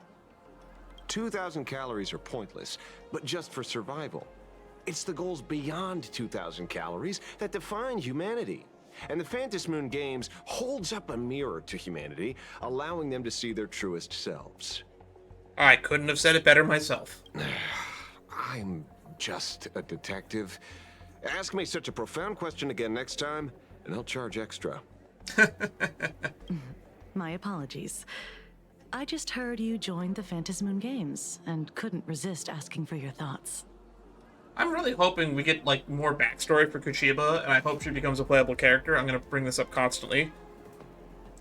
There's a lot of theories about her, and the fact that she's so... a lot of people think that she might actually be, like, an ex-Iron Cavalry. I don't really buy into it. I think I'll entertain the possibility, but I don't think it's likely. But, now this conversation has now made me open my eyes a bit. They might be a Galaxy Ranger, or an ex-Galaxy Ranger. I wouldn't be surprised. You've met Madame Pearl, huh? She dumped this hot potato of the Herald of Death on me. On us. Judging by your expression, it seems less like a hot potato and more like a sweet fruit. You know, also, plot twist, would not be surprised if Kuchiba turns out to be the Herald of Death. The new one, anyway. Because I have a lead now.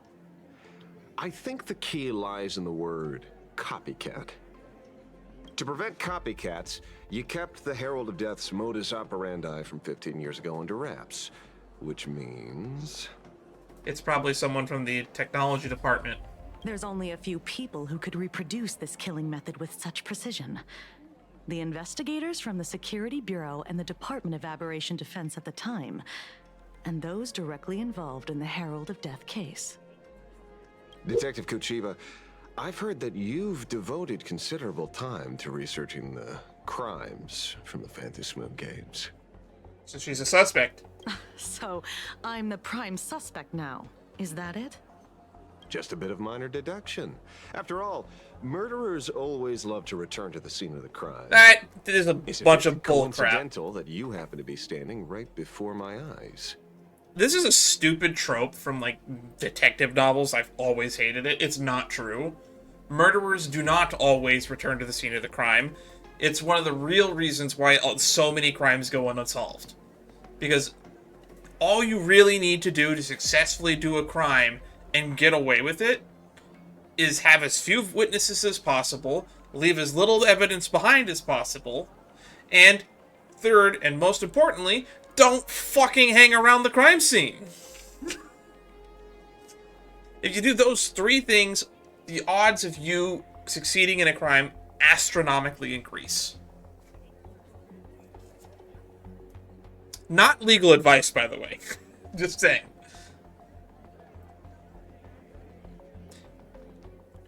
Like, out of those three things, leaving no evidence behind is hard. Not everyone can do that. Not leaving witnesses is easier. That's something you can do. And also, not hanging around the crime scene is very easy to do. So, like, 2 out of 3 of the things are pretty easy to do.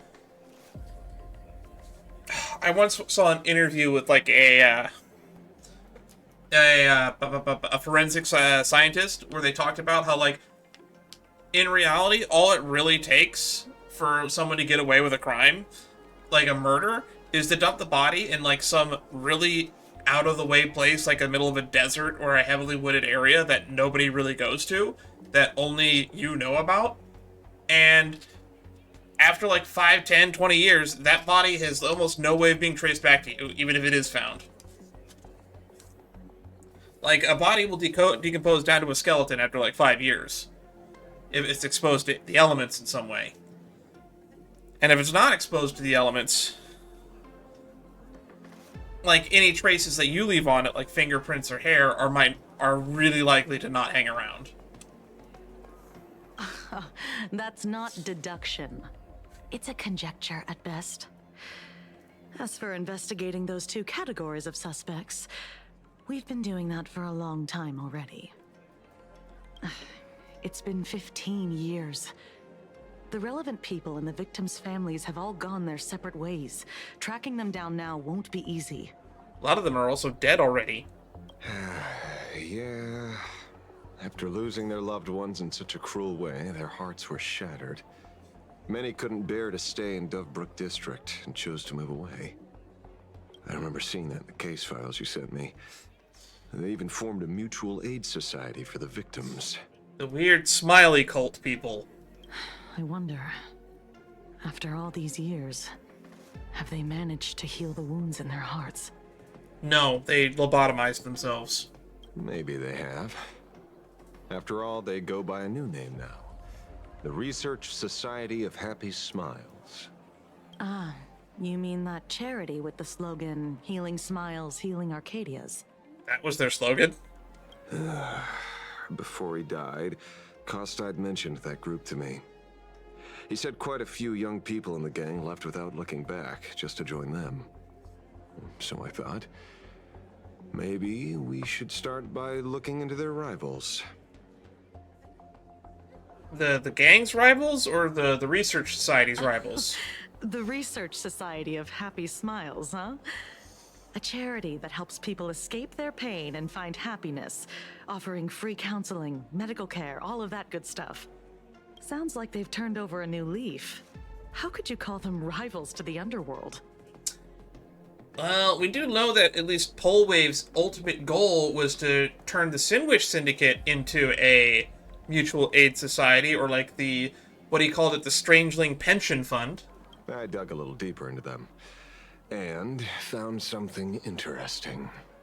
You mean your monkey dug up something interesting, right? Damn it, where is narrator right now? I want him around. Where's my narrator? Okay. Mr. N dug up something interesting. Have you heard the name of the sponsor behind the Research Society? Her name's Fullwish. That name rings a bell. Wait, isn't she the boss of Fullwish TV? I would assume so. I think she was one of the survivors of Graphia Academy too. She was. I remember it being brought up, I believe, in one of the side quests. This is getting a little too coincidental. Just like every case you've accidentally cracked before. Mr. Ashvale, should I compliment your keen instincts or your incredible luck? No, you should just compliment Mr. N. Narrator is the GOAT. Luck's a part of a detective's toolkit, too.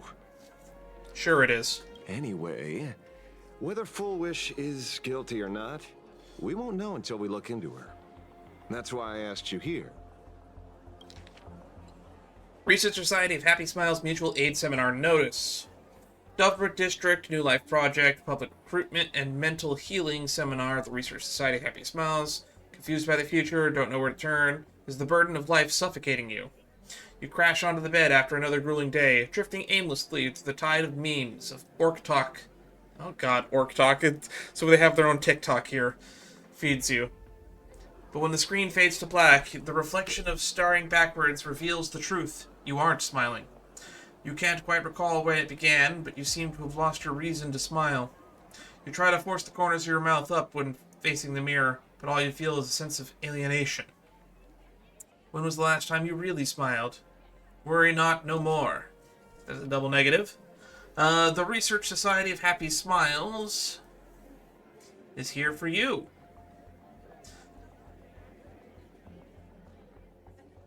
Amidst the endless violence and spates of grisly crimes plaguing Dovebrook District, the Research Society of Happy Smiles is hosting a week-long mental wellness seminar. We are here to ease your burdens, answer your prayers, and help us all weather this storm together. Once the star of the smash hit Please Be Happy, and the people's beloved daughter, now the president of the Research Society of Happy Smiles, the director of Full Wish TV, Full Wish, will also be making a special appearance soon. Together we'll banish the gloom and rediscover the joy that we have been missing. No appointment needed, just walk right in. The Research Society of Happy Smiles is always right by your side. Dovebrook District New Life Project. Public Recruitment and Mental Healing Seminar at the Research Society of Happy Smiles. And she's the speaker? Holding a seminar at a place meant to bury past trauma. The very site of 2 bloody incidents. Miss Fullwish's audacity is certainly impossible to ignore. Yeah, they just don't have the piece of information that we have, that we know that Wholewave and the Sinwish Syndicate were eventually going to turn into a rival to them. So what are we waiting for? It's time to drag Dovebrook District's old skeletons out into the light. All right. Are you talking? Yeah, I'm almost there. I want more happiness. Yikes. Confessions of a Righteous Sinner. Investigate the Smile Society member at the scene.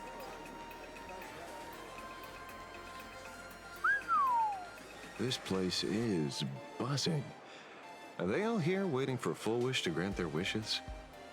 A rich person like Full Wish can make most people's wildest dreams come true with the snap of her fingers.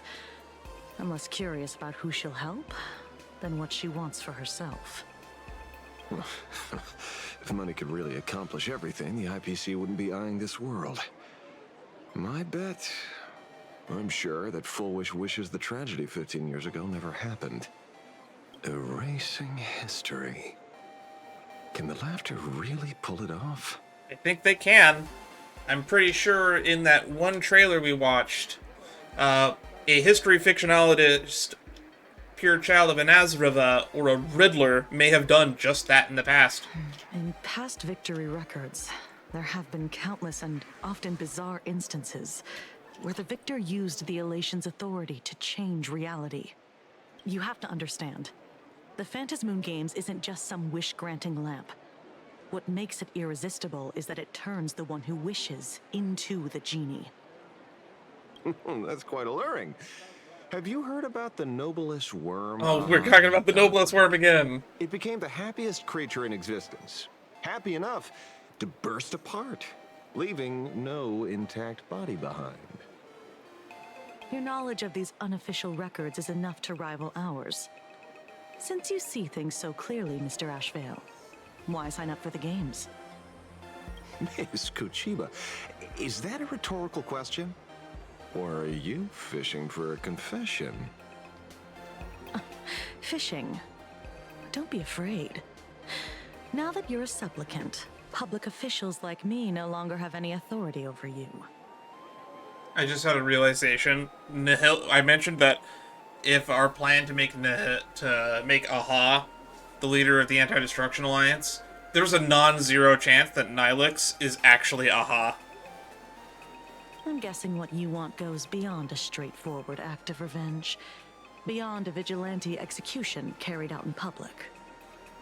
If you were only out to avenge friends, with or without the Phantasmoon Games, someone like you would toss laws and decorum aside and do what needs to be done.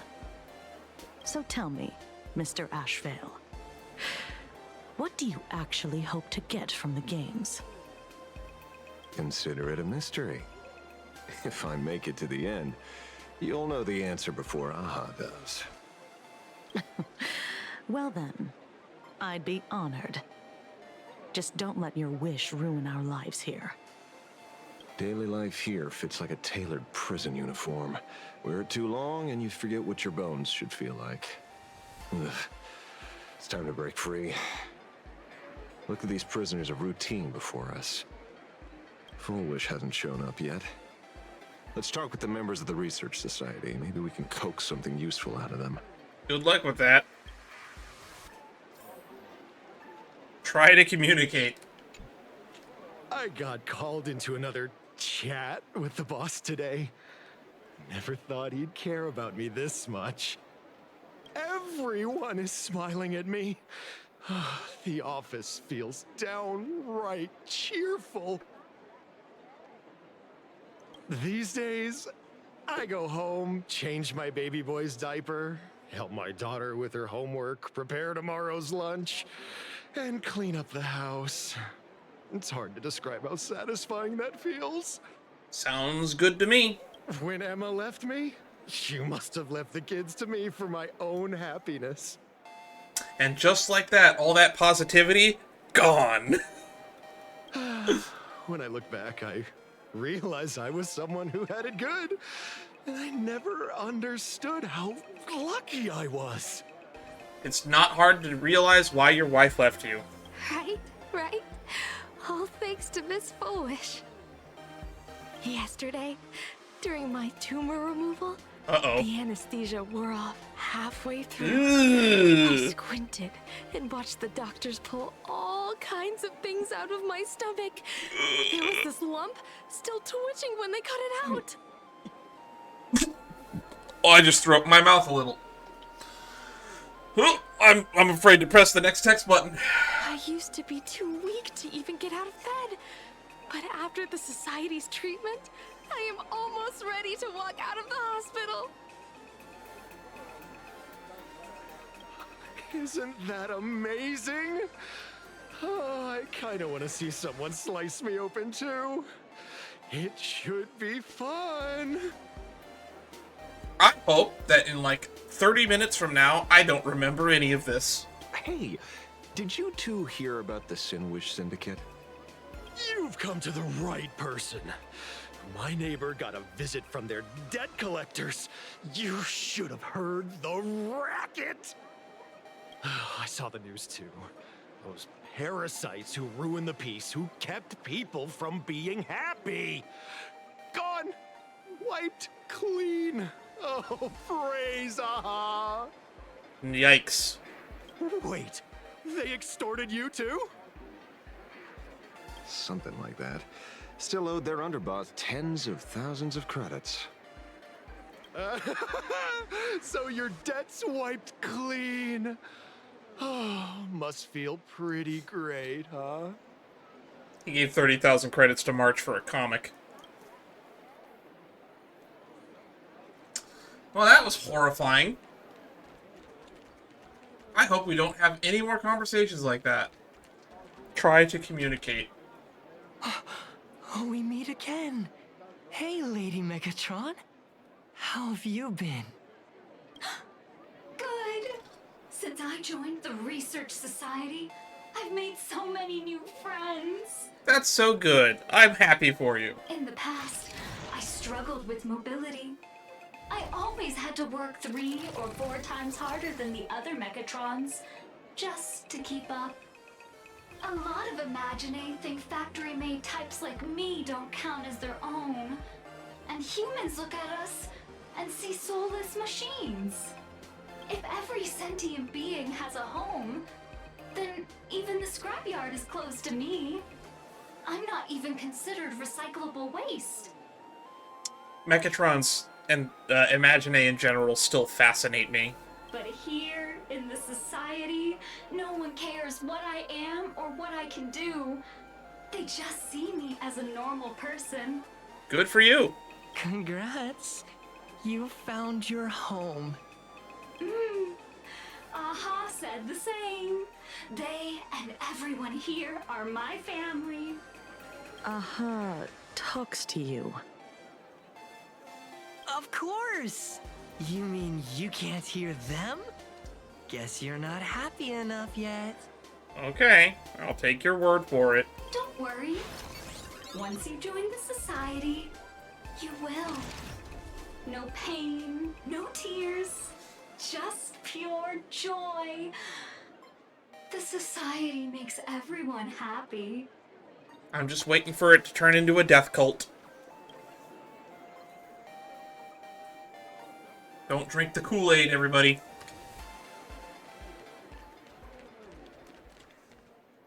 Looks like it's about time. If the star of the show doesn't show up soon, the I crowd's believe gonna the burst with Jonestown incident, they didn't even use Kool-Aid. It was actually like store brand or whatever it was. Everyone, please make some room for Miss Fullwish. I wonder if they're gonna have a generic NPC model. They probably will. Unless they're gonna get revealed as the Herald of Death. Oh, that's an NPC model I haven't seen before. I like the lab coat suit looking design. Master of elation, may they bless all souls and grant them smiles. Also, she's wearing a dress under that. Happy today. Very happy! I heard someone crying. Thank you for your smiles. They're like lamps in the dark. So precious. But before we celebrate the elation, let me share a memory drenched in tears. It once dragged me into the abyss. Yet, it also taught me what the elation really means. As you all know, 15 years ago, during the Phantasm Moon Games, you gotta be kidding me. The back of that suit is backless and open. The Herald of Death swallowed this place whole. That day, I lost my parents, my classmates, and the others. The morning greetings, the little daily chatter, all went silent under that crimson dusk. I need to go back and look at my footage of that classroom scene from 4.0 to see if she was there. After that, for a very, very long time. She's got the yellow eyeline highlights. I want to hear Himeko and her talk. All that remained of my world. A door shut tight. A room steeped in silence. And a wound in my heart that would never heal. Just hearing the words, Herald of Death, made me shake uncontrollably. I even once thought the only escape was to follow the dead and leave with them. Jeez, that's dark. Back then, I was just an empty shell. Breathing, beating, but lifeless inside. And just as my soul was about to fade away, an old lady from the Mutual Aid Society knocked on my door. Old lady? She didn't offer empty words of comfort. She just looked me in the eyes and asked. Child, would you try stepping outside this door? Out there are many people broken by pain, just like you. But together, we can start picking up the pieces, one by one. She smiled at me. A warm, gentle smile. And in that smile, I felt the Master of Elation grant me a reason to live. If it wasn't for, like, the cult-like vibes that this entire Mutual Aid Society's been giving off, I would probably be moved by this speech. But because of the vibe, I can't take this seriously because it feels like an act and not real. At the Mutual Aid Society, I saw Look at countless Pesci. souls scarred by fate. Some bore wounds beyond healing, and some had lost their loved ones.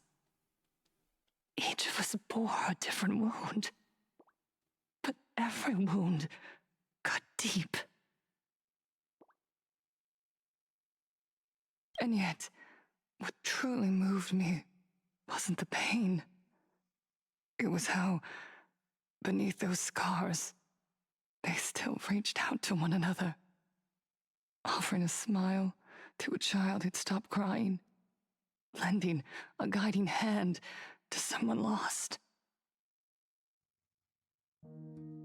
They taught me something precious. Pain can destroy a person, but the wish to bring elation to others can spark the fire of rebirth.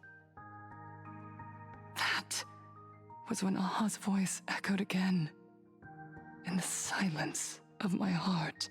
I can't help but hope that my theory that I keep coming up with in my head right now, that Nihilix might actually be Aha, I keep thinking about it in the back of my head, and I keep finding more evidence for it. They're both like people that are constantly running from debts with a huge mountain of debt. Oh god. They're gonna make Nihilix be Aha, aren't they? Nihilix. Passed from one another through mutual aid is Aha's most precious blessing. It does not belong only in the small room of a support group. It yearns to illuminate hearts lost in darkness.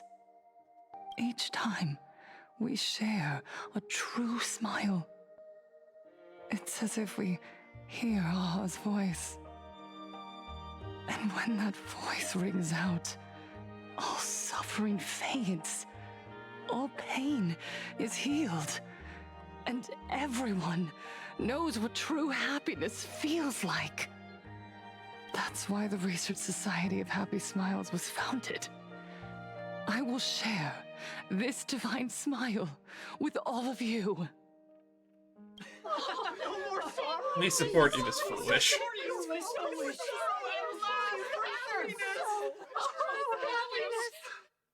Everyone, I have questions for you. When was the last time you truly smiled? How long has it been since you felt happy from the bottom of your heart? Looking at the stream clock, probably about 30 minutes ago. Minato, do you ever feel like your days are looping endlessly, like an old silent film, repeating until it suffocates you? And when you realize that loop might never end, does despair flood in like the tide? You're right. They called him by name, and they didn't even give him his name in the title card. Miss Bellwoods, you left school full of dreams, only to have your resume rejected again and again. You told your parents you were busy in Seafeld City, hiding your heartbreaking loneliness behind that lie. Please, help me. And Taija did the cold exclusion at school and the indifference of the adults who should have cared build a wall around your heart. I guess you could say One that made you afraid to open yourself up to the world again. Yes. When we were born, no one had to teach us how to smile. But who would have thought that one day, even smiling would become so hard? You know, it was a major plot point that we needed a security detail at the event that we're about to host for the Astral Express because it could be a target for the Herald of Death. You know, technically everybody here could technically be a target for the Herald of Death too. Once, our world was blessed. Unless they're by the ones Allah's behind it. grace. A gentle world in canvas, painted in elation. For centuries, humans and Imaginaes lived freely together in that eternal haven. I think is that the first time the word Imaginae has had a plural with an S? I could have sworn Imaginae was plural by itself, but I guess Imaginae and Imaginaes are both plural. Until the Inter-Astral Peace Corporation There it is. violently tore us away from that sanctuary. They brought us their so-called inter-astral civilization, imposed their so-called standards of happiness, and told us that life's ultimate joy lies in self-focus, self-indulgence, and self-satisfaction. They flooded us with dazzling material desires, blinding our hearts. They fed arrogance and prejudice into our minds through the network, making us chase pleasure for ourselves and forget that true elation is found when we smile together. Wish power has turned into fuel. Credits jingle where heartfelt laughter used to ring. I mean, We money still drown can buy in happiness. Anxiety, competition, and an endless sense of not being enough. And in all that noise, we can no longer hear Aha's gentle voice.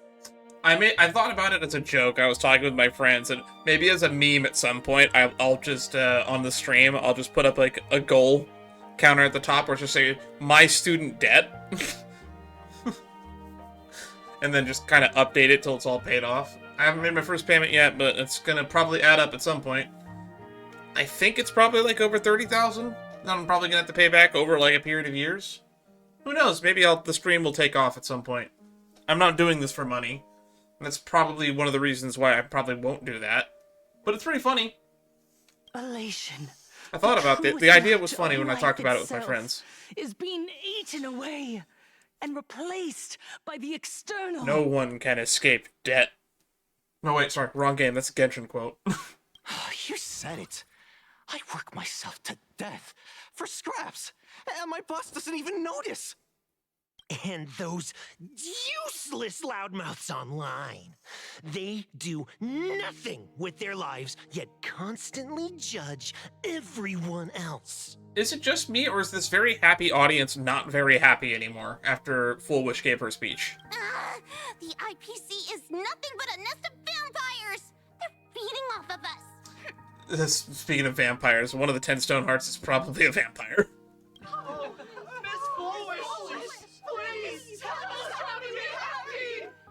Also, I just noticed some of the people we talked to earlier are not in the crowd anymore. Look around you.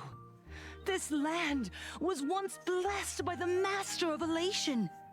And yet now, it's overflowing with misery. This music doesn't feel appropriate for this kind of a speech. But in doing so, they wound others without even noticing. Do you remember the moment I found happiness again? It was when someone who was suffering just as I was, smiled at me. Please say Himeko, please say Himeko, please say Himeko. Even through their pain, they gave me that smile. A smile filled with blessings. That smile saved my life. If she says Bukea, I'm gonna cry. So listen well. Only by opening your heart and sharing your smile with another. If you don't know who Bukea is, go watch my playthrough of Bouquet for the Blessed. I actually break down and start crying at a few points in that playthrough. It was a really depressing and really sad story quest. That Aha bestowed upon us to smile. Join the Research Society of Happy Smiles. I'll help you rediscover the smile buried within yourself. And Aha will grant your life a transformation. Our mission doesn't end with finding our own smiles. We must bring them to the world and spread true happiness across all existence. While others pray to the eons for their own desires, we, the true followers of Aha, carry a higher calling to fulfill their wish. What wish is that? To fulfill Aha's wish? Yes. To still every cry of sorrow. To wipe away every bitter tear. We will build, no, rebuild. A world where smiles never fade, and elation never dies. What are like the 14 steps of fascism? Was it like hearken to a great past?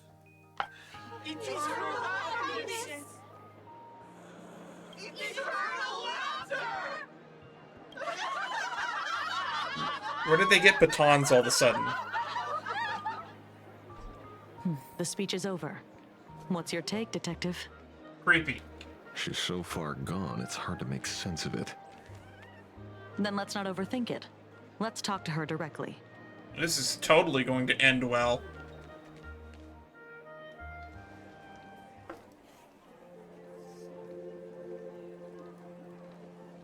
Miss Fullwish, I'm Kuchiba from the Department of Aberration Defense. I'd like to have a chat with you. Okay, now this music is I even see. creepier. You're here about the Sinwish Syndicate case, aren't you? I would have been really unsettled if this was playing during her whole speech. Oh, this is super unsettling music. It's like a choir chant or a Gnostic hymn. A Gregorian chant, maybe? So, you were expecting us. Oh, I heard the news. The entire Sinwish Syndicate massacred in Dovebrook District. Ah, such a cursed place. They may not have been saints, but I still pray for them. May their souls rest in peace. Feel unsettled by this person over here? Oh. How merciful of you. Though, rumor has it the Research Society of Happy Smiles had a few run-ins with them. Regarding recruitment, donations, turf. Sounds like plenty of reasons for conflict, don't you think? Are you suggesting we had the Sinwish Syndicate killed? For conflicted interests? Only entertaining the possibility. Wait, that's not what I said. You know nothing about our finances. Every expense is covered by a charitable foundation established with the compensation from 15 years ago. We don't need a single cent from our members. When I heard about this tragedy, I personally allocated relief money for the victims' families to keep order and peace in Dovebrook. Tell me, Miss Kuchiba, someone copied the Herald of Death and slaughtered dozens. What will your Department of Aberration Defense do this time? Hopefully stop them? We never released that detail. How do you know someone's imitating the Herald of Death? Guilty evidence. Or what's the term? I don't remember the term for this.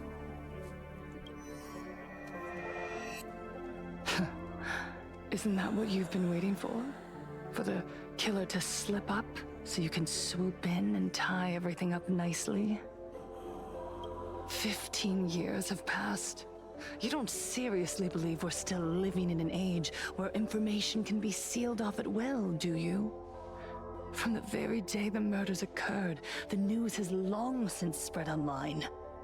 Yeah, even Himiko's aware of it. Even we're aware of it. The Sinwish Syndicate paid a fortune for some ancient mask, and the next thing you know, they're all dead. The scene painted red with traces of the bloody bloom. Honestly, it looked more like a magenta or a purple to me. Like cherry blossom colored. Please pay no attention to baseless rumors. Rumors? And yet you're here. That alone proves one thing. The rumors are true. And the new Herald of Death really does exist. Otherwise, why do you suspect me? Only someone who knows the original case could recreate it so perfectly, right? She's making a spectacle out of this. Maybe coming here wasn't a good idea. Everyone! I don't like that creepy laughing. Didn't you? The Herald of Death has returned. The Herald of Death has returned. He's here, in Dovebrook. He's slain the entire Sinwish Syndicate. He's back to relive the carnage of the Phantom Moon Games. Oh, the Herald of Death? Didn't the officials declare him executed? How has he appeared again? He's immortal? A demon? An Imaginate, probably, to be honest. He's back for revenge. He'll take revenge on everyone. We're doomed. Aren't gang members the very people who steal smiles from others? And isn't the best way to make bad people happy to erase them from the world? Wouldn't that be doing something good? What are you talking about? This line of dialogue feels out of place. Yeah, Sister Mechatron is right. Those thugs deserved it. Oh, God. This is the line I feel like should have been said earlier, if you were going to make that argument. Back from the dead? Lies! The IPC kept him alive to wield him as their weapon. You useless officials! 15 years ago, you failed and let him get away! And that's why he's back again now! Oh, hey, I think that's all 100 sub again.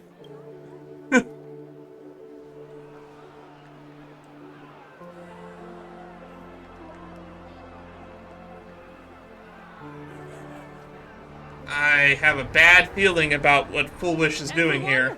There's no need to panic. Then why did you stir up a panic? You are.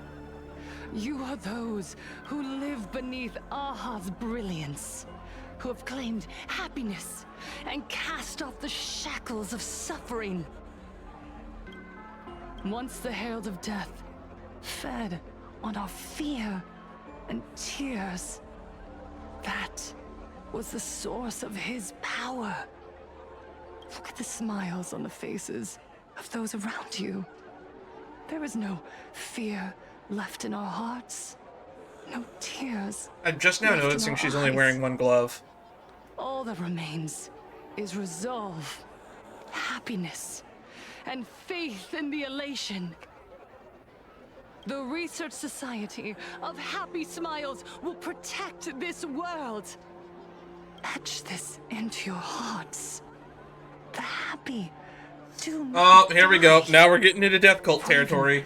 Death cannot touch a heart filled with happiness. I don't like the sound of that. That's very death culty. What's going on? There's something very wrong about this woman. I think she's not all right in the head. Yes, as long as we're happy. Oh, fuck. We won't die. Yipes. That's unsettling. This is all unsettling. Happiness. Happiness is our weapon. Happiness will destroy the Herald of Death. If you say so. We'll save this world. Operation Spread Happiness. Is this a mimetic virus again? Everyone, and spread to every corner of the sky. Make the Phantom Moon smile. Make Lord Aha laugh until they cry for us.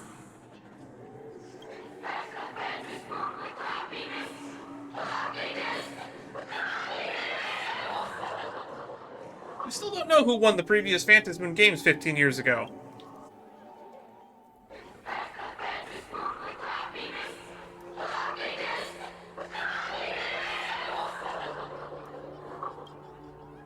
Silence! Oh, wow.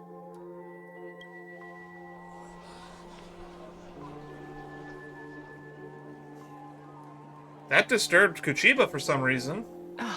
My apologies, officers. I can't provide anything useful for now, but rest assured, I'll cooperate with any investigation from the Department of Aberration Defense or the Security Bureau. And of course, I'll fulfill my civic duty. She has way too much power and money. Whether it's the newly emerged Herald of Death or the various upheavals surrounding the Phantasmoon Games, the Research Society of Happy Smiles will handle them appropriately. What we protect is the future and the smiles of plain Arcadia. Or perhaps, after all this, you too have felt that yearning within your hearts. Have we seen an NPC with this dress before? You like to join us? To embrace eternal happiness? I would love to have eternal happiness, but at the same time, I don't like the culty vibes around here. I'll pass. But I've got a feeling we'll meet again.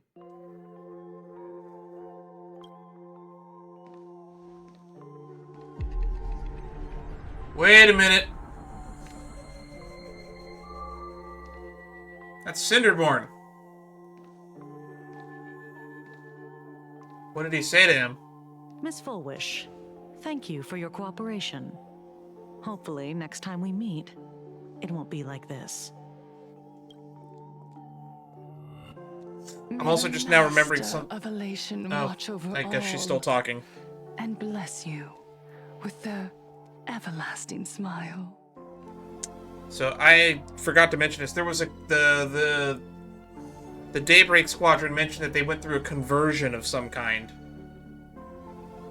And I didn't put two and two together at the time, but I guess the conversion means they might have gone through the happiness procedure. This is all starting to seem connected now.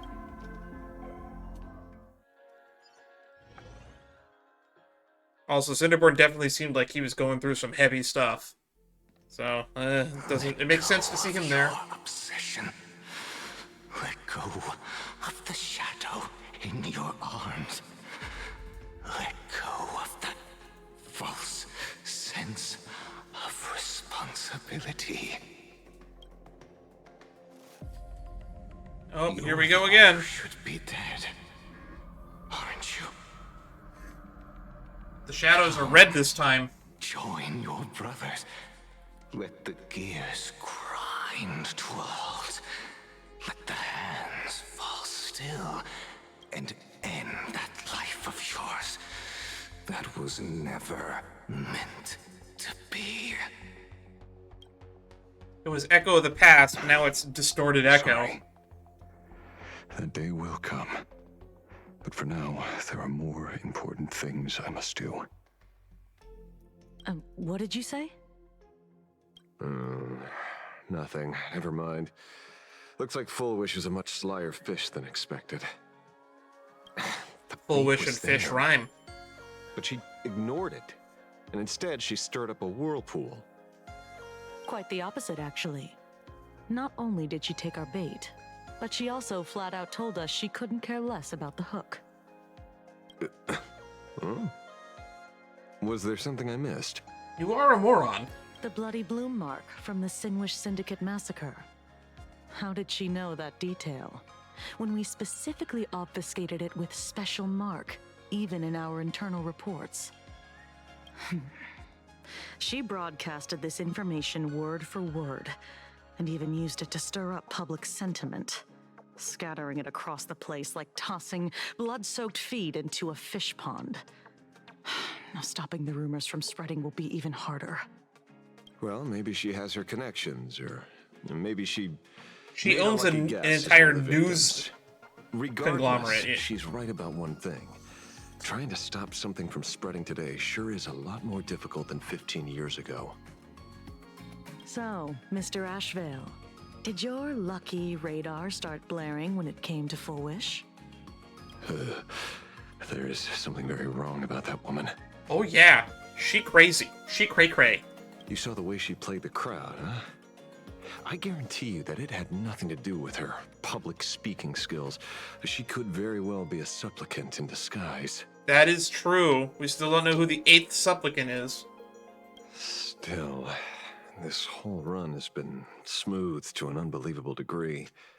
We got our bearings in no time at all. So, let's keep our prized fish in the pond for now. Fullwish is not going anywhere. You're right. It's too risky to make a direct move against a well-respected philanthropist and media tycoon. Maybe we should start with the people around her. Cinderborn was there. There were people from all walks of life at the gathering just now. Workers, suits, students, the elderly, and even Mechatrons. Judging by their crazed enthusiasm, I highly doubt they'd be willing to testify against Full Wish. But I have my ways. Mr. Ashvale, coercive interrogation is strictly against the rules. Please refrain from doing it somewhere I can't... Don't get the wrong idea. I meant an old friend that I spotted at the gathering. By the way, ever watch Daybreak Squadron? It's on Sunday nights at 8. I keep forgetting how much of a big weeb he is. You get to interact with him with like 3 out of the 4 side quests that were in 4.0. So you kind of find out how he's a little bit of a big weeb. I thought you weren't a TV person. Also, you're awake at 8? Not me. Mr. N. He watches it. Sure he does. Your monkey's quite the child at heart. Mr. N is the best character in this entire story. I will die on this hill. Anyway, come on. Let's go get an autograph from our heroic film star.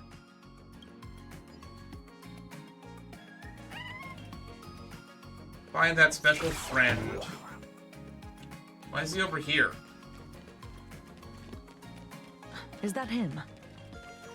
Shh. Don't interrupt. He's running. We did a side quest here recently where we ran into Vita's mech. Not even close. Hey, why are you two following me? Oh, we're just 2 grown-up fans of the Daybreak Squadron trying to get an autograph from Big Brother Magnus. Is this our first time learning his name? Mr. Ashvale? Don't prank me like that. You really scared me. Really? Cinderborn, the peacekeeper of our city, vanquisher of evil fiends, is scared of his own fans? Long time no see, Magnus. You're not here for autographs, are you? I saw you two at the gathering. I don't understand. Why are you investigating Miss Fullwish? She's been nothing but a kind, lawful person who spreads happiness to others. You heard about what happened with Sinwish Syndicate, I assume. Then, was Miss Fullwish telling the truth? The perpetrator left the same signature as the Herald of Death did 15 years ago. But that was not information publicly available. Did that monster really kill Mr. Polwave and Costide? 15 years and he's back? This demon? How many more lives must he take? This guy has so many death flags. Mr. Magnus, you're one of the survivors of the incident, right? Ooh, that's news. Maybe this is also contributing to him being a hero. If he's a survivor of the incident from 15 years ago as well, he probably knows Himeko, and he would have been around when the Express left. Yes. That monster took my parents that day. Okay, so he's an indirect victim. A survivor, I would say, but not a... He's like a Bekea. But... what's the Sinwish Syndicate case got to do with Miss Fullwish? Because that Herald of Death was executed 15 years ago. That's for certain. I thought he was executed 5 years ago. On the other hand, has copycat written all over it. And Fullwish is a suspect. This is an error. Either this is an error or it's a retcon. Because I could have sworn in 4.0 they said that he was executed 5 years ago. So, just because we're survivors, we automatically become suspects? What? Are you gonna interrogate me too? If that's what you want, Miss Kuchiba can arrange for it later. For now, I just want to ask you a few questions about the Smiles Society. It doesn't matter if you have a few or 100 questions. I have nothing to say to you.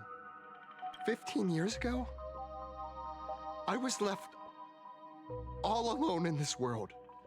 The so-called relatives closed in like a pack of hyenas, their eyes fixed solely on the compensation smeared with my parents' blood. Abuse, deception, expulsion. To them, I was nothing more than a walking money bag, an eyesore, a jinx. It was the society that gave me the chance to live the life I have now. What about the Sinwish Syndicate then? If I recall correctly, they took care of you once. Old Pullwave helped you deal with those relatives. Listen, Mr. Ashvale, the debt I owe the Sinwish Syndicate will be paid. I will avenge them as a member of the Smile Society as well as the Daybreak Squadron. I'll rip the Herald of Death out from the shadows in their name and see justice served. That is my duty. At least I don't think he's behind it. Miss Fullwish, on the other hand, she is sus as hell. You're in over your head. Probably. So many death flags on this guy. The new Herald of Death is very dangerous. I doubt a handful of actors like you can achieve anything substantial. You think we're just a couple of kids playing superheroes with masks, right? Well, you're wrong. My squad mates and I aren't the easy pushovers we used to be, Mr. Ashvale. I haven't had my transformation surgery yet, but I can already power a Mechatron warrior in battle. There's that thing they talked about again that's a little bit weird. There's a transformation surgery. I guess they're gonna turn them into the Mechatrons? Or make them into Imagine or something? I'm not entirely sure. It doesn't sound safe to me. Boys, let's stay on topic, shall we? I just wanted to have a few words about the society. I have nothing to say to you either, Miss Kuchiba. Neither of you are getting a word out of me on this. Well done, Magnus. Your loyalty to the Smile Society warms our hearts. Who are these creeps? You're following me? Not by choice. These IPC dogs made it clear that they intend to frame Miss Foolish. They did not make that clear. Just let this slide. Would you look at that? The hunters become the hunted. What does it matter? If someone's looking for a beating, we'll gladly give it to them. You have 5 minutes for questioning. So make it count, Mr. Ashvale. They're all yours. Just gonna look the other way. Are we gonna get a cutscene or a combat sequence? Never expected my first miracle as a supplicant to be teaching thugs. I mean lawful citizens, a lesson on the streets. Let's get this over with then. And if you want to join them too, Magnus, be my guest. He said that openly. They probably overheard him. He is basically doing the roll call. He is a supplicant.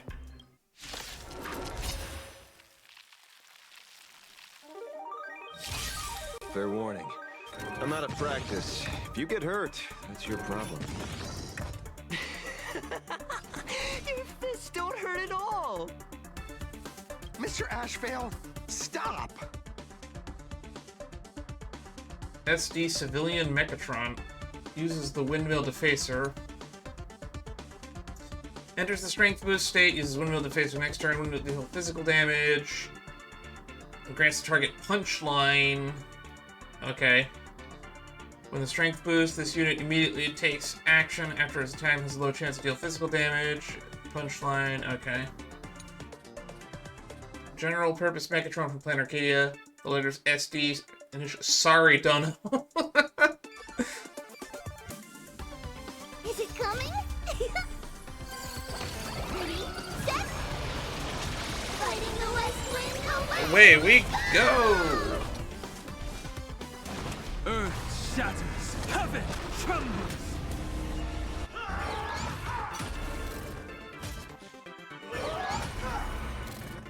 That's not good. They broke through the shield already. Why don't you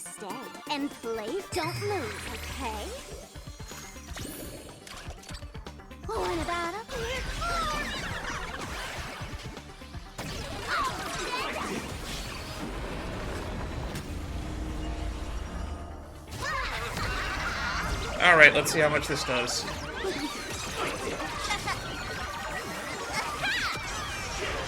I'm sorry, Mr. Ashvale. I have to stop you. Hooray, Cinderborn! The bringer of justice! Oh, shut up! That's not good. The game is on. I'll play the bad guy. Let's play 1,000 faces in 1,000 places. Can you find the answer? Alright. Let's end this with one big splurge of skill points.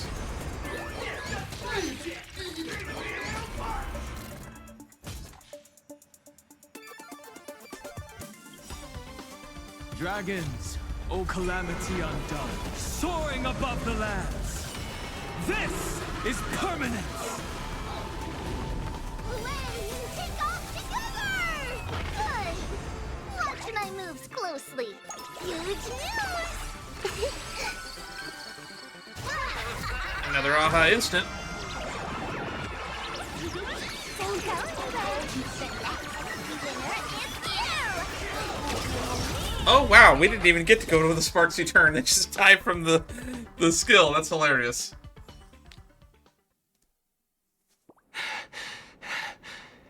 It hurts a little, but I'm happy. Yeah, they definitely went through that happiness surgery that Bakea went through. There's something seriously wrong with you all. Enough! Are you really going to kill them? No, he was never going to kill them. What's the matter, defender of the city? Are you scared? This is the real Phantasmoon Games, Magnus. This is the bloody truth under the mask of the Elations game. 15 years ago, at dusk in this city, the Herald of Death tore people apart, one by one. Did he ever stop to ask even once, is it enough? I know you want to make something out of yourself, like the trailblazer of the Astral Express, and I know you want to catch the new Herald of Death and crush him like a bug, using the same methods he used against the Sinwish Syndicate. But here's the deal. It's not your duty. And the Eonic game sure isn't a TV show where you get to play the hero and save the day. You mentioned a conversion surgery earlier. Are you saying that all Society members underwent some kind of unknown modification? That figures. I was wondering why these people looked like they felt no pain at all. Humming along merrily even as they bled. Does this have anything to do with the surgery? The happiness surgery, just like in that side quest. Nothing to say? Fine by me. 3 minutes left. That's long enough for me to question them. To be honest, we're actually a little bit further along in this detective than Ashvale is. Because, like, the one quest out of the side quests that we do that had nothing to do with Ashvale is the one where we learn about the Smile Society and their happiness surgery from 15 years ago. Time to hurry and get some answers from these people while they're still on the ground.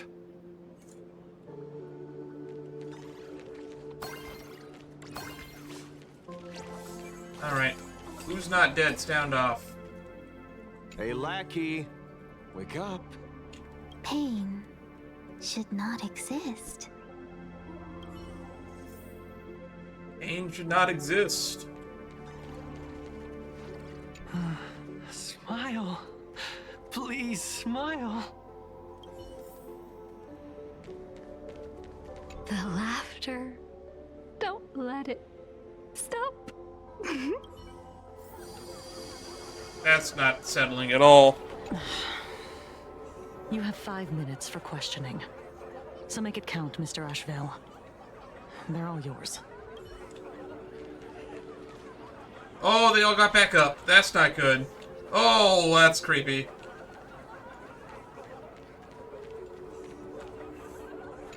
Try to communicate. Those who suffer shouldn't exist. What the heck happened to these people? This is...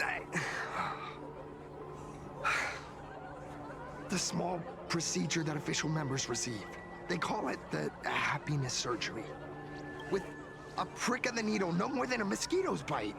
The doctor puts this small thing inside your eyelids, even smaller than a synesthesia beacon, and more convenient. People who have had the surgery say that it soothes all your pain and suffering, past or present. Even your body becomes stronger, and your mind clearer and more focused. A state where you can truly receive happiness. Yeah, they're all fucked in the head. So, you haven't had this happiness surgery yet, right? I'm not ready yet. I've been thinking it over. I would recommend against it. But the rest of the squadron had it, and they've all become happier. They say it's the necessary step to becoming a true superhero that safeguards everyone else's happiness. If I don't do it, then do I still deserve the name Cinderborn? Mr. Ashvale? What should I do? At the end of the day, it's your choice to make, but I would recommend against it. The surgery won't make you stronger, nor will it help you get your revenge. These guys on the floor are proof enough. Remember the hesitation and fear you feel in this moment, Magnus. If people simply erase their perception of fear and pain instead of overcoming them, then those people will never find true strength. That's a version of what we told him. You have to find strength. You can't just get it. Go now. I have some cleaning up to do.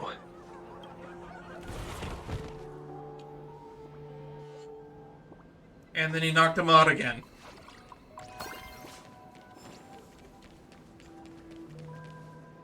So, did you, pry the answers you were looking for out of them? These people have all been processed by the Smiles Society.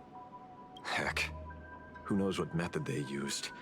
It completely neutralized their ability to feel suffering and despair and gave them bodies like steel, incapable of feeling pain. Say, is this the kind of treatment that the Medical Ethics Committee would approve? Maybe, I don't know. I was questioning the ethics of it when I did that side quest. As if. I doubt they even bothered to submit an application. Which means Fullwish has far more dirty laundry than we initially expected. The idea was to find the Herald of Death with the leads we had. But here we are, going deeper down an increasingly scarier rabbit hole. Yeah. Judging by their voices, these followers don't seem to have any ill intentions. In fact, they sound a lot more humane than most humans. They've just got suckered into a cult, that's all. If all this has nothing to do with the Herald of Death, then it matters little to our investigation. After all, how they pursue happiness is their own choice. Wouldn't you agree? Yeah, but I do think that the ethics committee should probably be getting involved in this whole surgery business. Are you serious, Kujiba? It's only human instinct to avoid pain, right? Such avoidance doesn't go against the laws of nature, nor does it legally constitute a crime when the party involved was a voluntary participant. Not a crime. Well, my instinct right now is telling me that this definitely has something to do with the Herald of Death. Same here. My instincts are saying the same. Unfortunately, Mr. Ashvale, we need evidence to solve a case. Also a fair point. I'm here to follow my senses and dig up whatever's at the bottom of this. As for evidence, that's your headache. Besides, I don't think we need to turn over every stone to figure it out. If the new Herald of Death and Fullwish are connected, we'll be seeing another move soon enough. If I were her, I'd choose the brightest stage possible so this weapon could spread maximum panic. You mean The Star Rail Fest. I forgot that's what they were going to call it. Madame Pearl promised that top-level security would be deployed during the fest, as well as contingency plan, robust enough to quell any crisis. And you are staring right at him.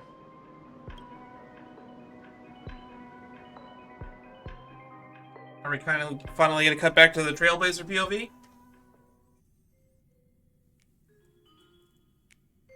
We're almost 5 hours into this story.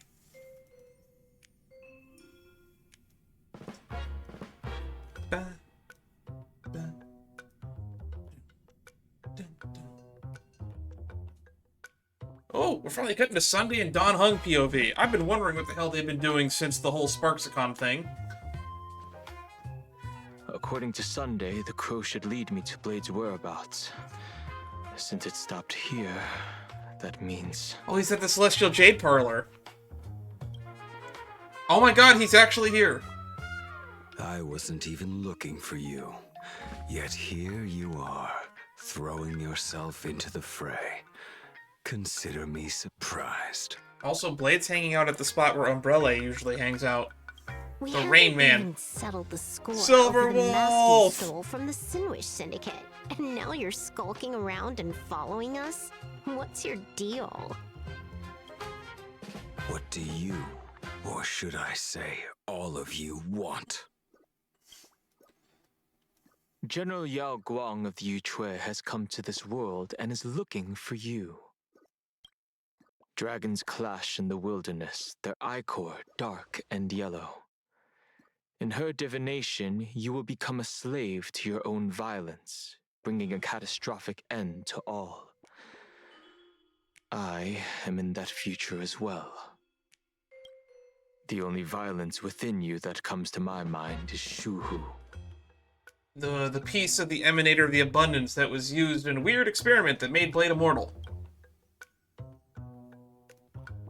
The Emanator of Abundance who resurrected time and time again.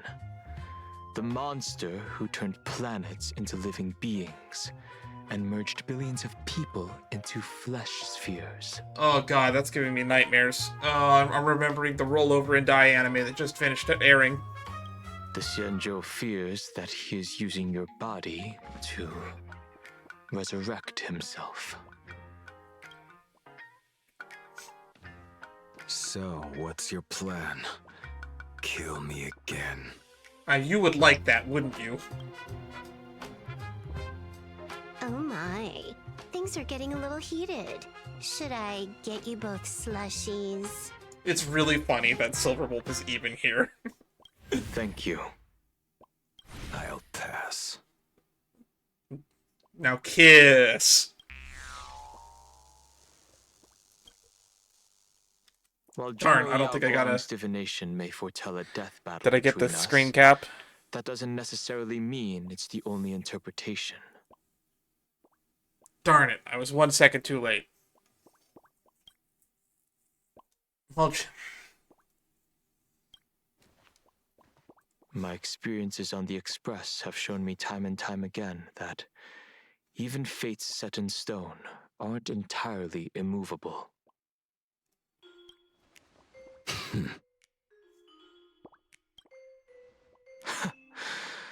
I have no intention of getting into a quarrel with you, but I need to make sure that the presence of the Stellaron hunters won't endanger my companions or the future of this planet. So what does the script say? Thus, I must know your purpose here, Blade. What has Destiny's Slave written in your script? A blank page. He stated this trip would be connected to death. Should I congratulate you? Much obliged. In my experience, it's best not to get your hopes up too soon. Prophecies rarely unfold the way you expect. Yeah, he's probably going to have...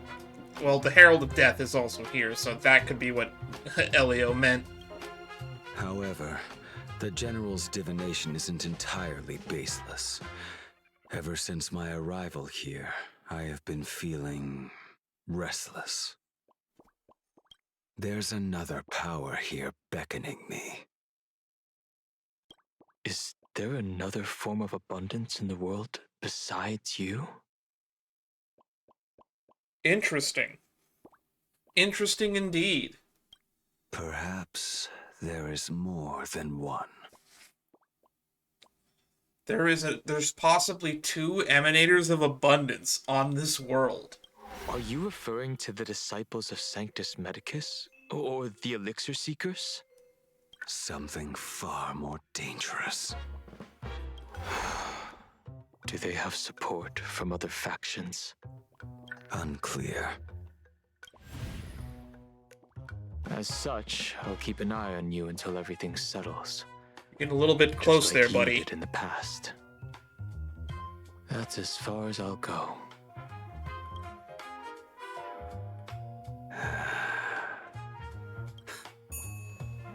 Also, Silverwood's still here. Did you two just agree to some weird collaboration before me? I'll leave that matter in your hands, Silverwolf. I don't get it. That good-for-nothing detective didn't even blink an eye before selling us out to Pearl. And you still plan on working with him? The detective? There are things only he can get done. Really? They're still putting faith in the detective. Interesting. Meanwhile, we're already in Dovebrook District. What do you mean, meanwhile, in Dovebrook District? Why the long faces? On land blessed by the Master of Elation, frowning is bad manners. Come on, smile. Whether you're hungry or full, poor or rich, the laughter is with you. Would you be interested in learning about our Research Society of Happy Smiles? Thank you, but I'll pass. Okay. Miss Terror and Fog is still Another here. one. How many people have been talking to us about happiness today? Well, 6 exactly. Thank God someone's counting. Locals say ever since the Sinwish Syndicate case, this Research Society of Happy Smiles has exploded in size. That was their main competition. They were planning to become like a pension fund. That gang's fall left a power vacuum, and the Research Society of Happy Smiles filled it like a fast-growing fungus. Even those who were once resistant or indifferent got swept up in it. I think I'm starting to get a better picture now. Is this, by any chance, tied to what you're preparing to do in the Phantasmoon games? Maybe? I don't know. Sunday's goals aren't clear yet. It might also be tied to the ominous fate General Yao Guang warned about. The one looming over this world. I think it's great that these two are being paired together since they were basically introduced together as part of the same story. A few days ago, when I used the tuning power to help her intervene at SparksyCon, I caught a strange sound echoing in people's minds. A strange sound? Please elaborate for the audience. Yes. Cheerful, happy laughter echoing in their heads. Oh, without those gangsters, this street's much cleaner now.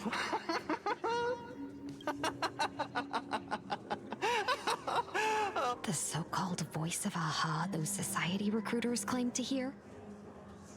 Could the Joy Seeker truly be so passionate about universal redemption?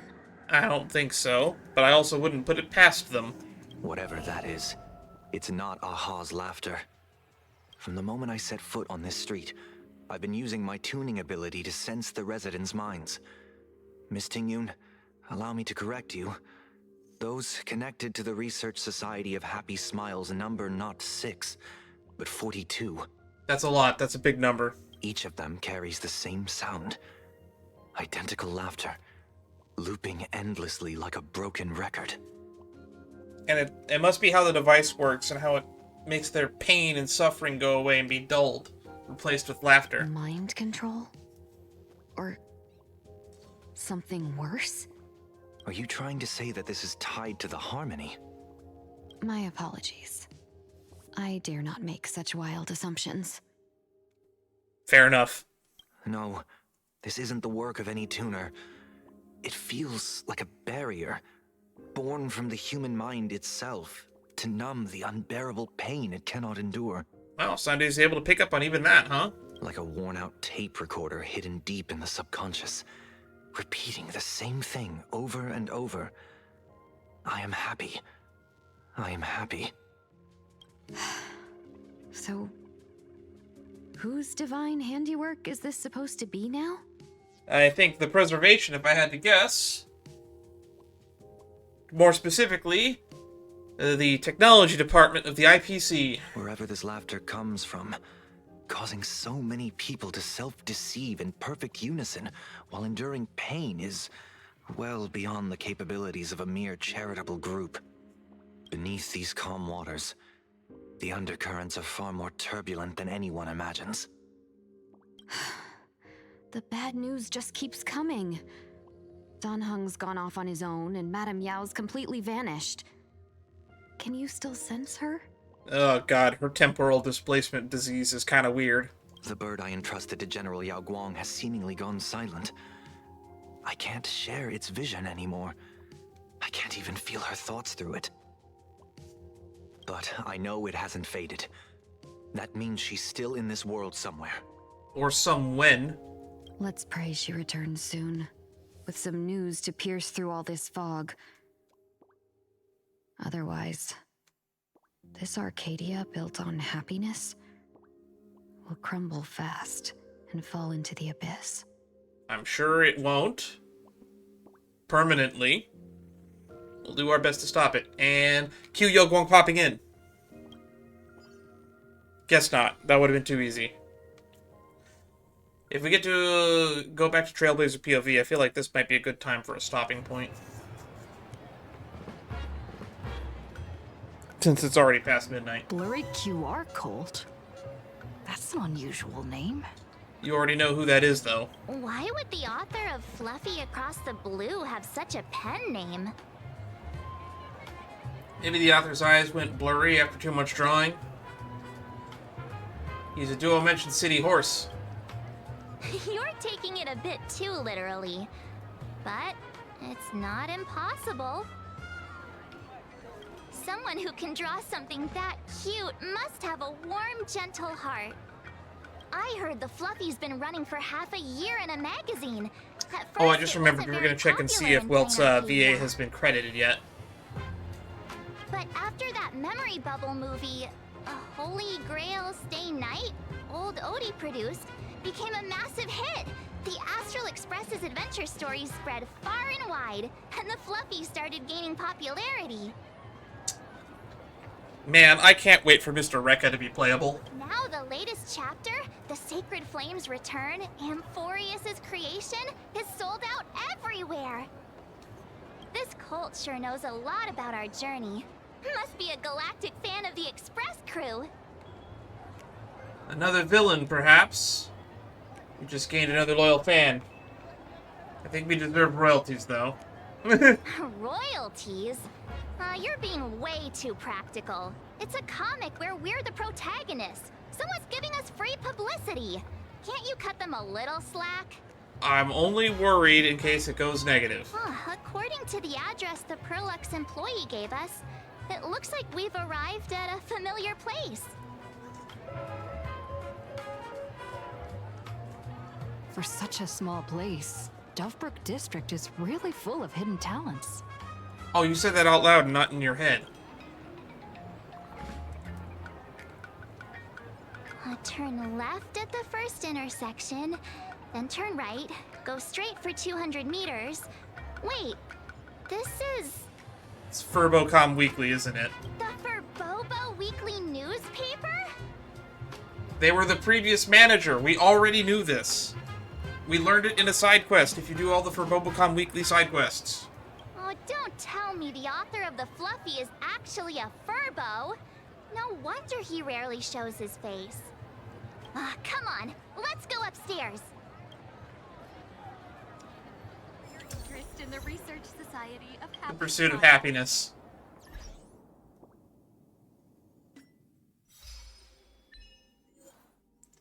Finish the investigation of the Research Society of Happy Smiles.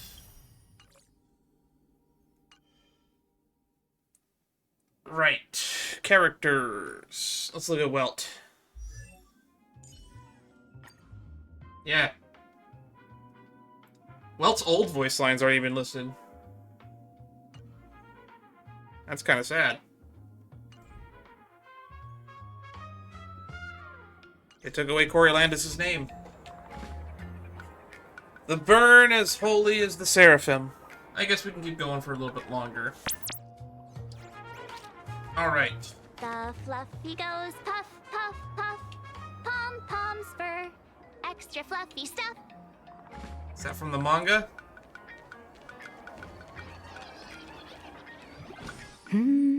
Oh, there she is.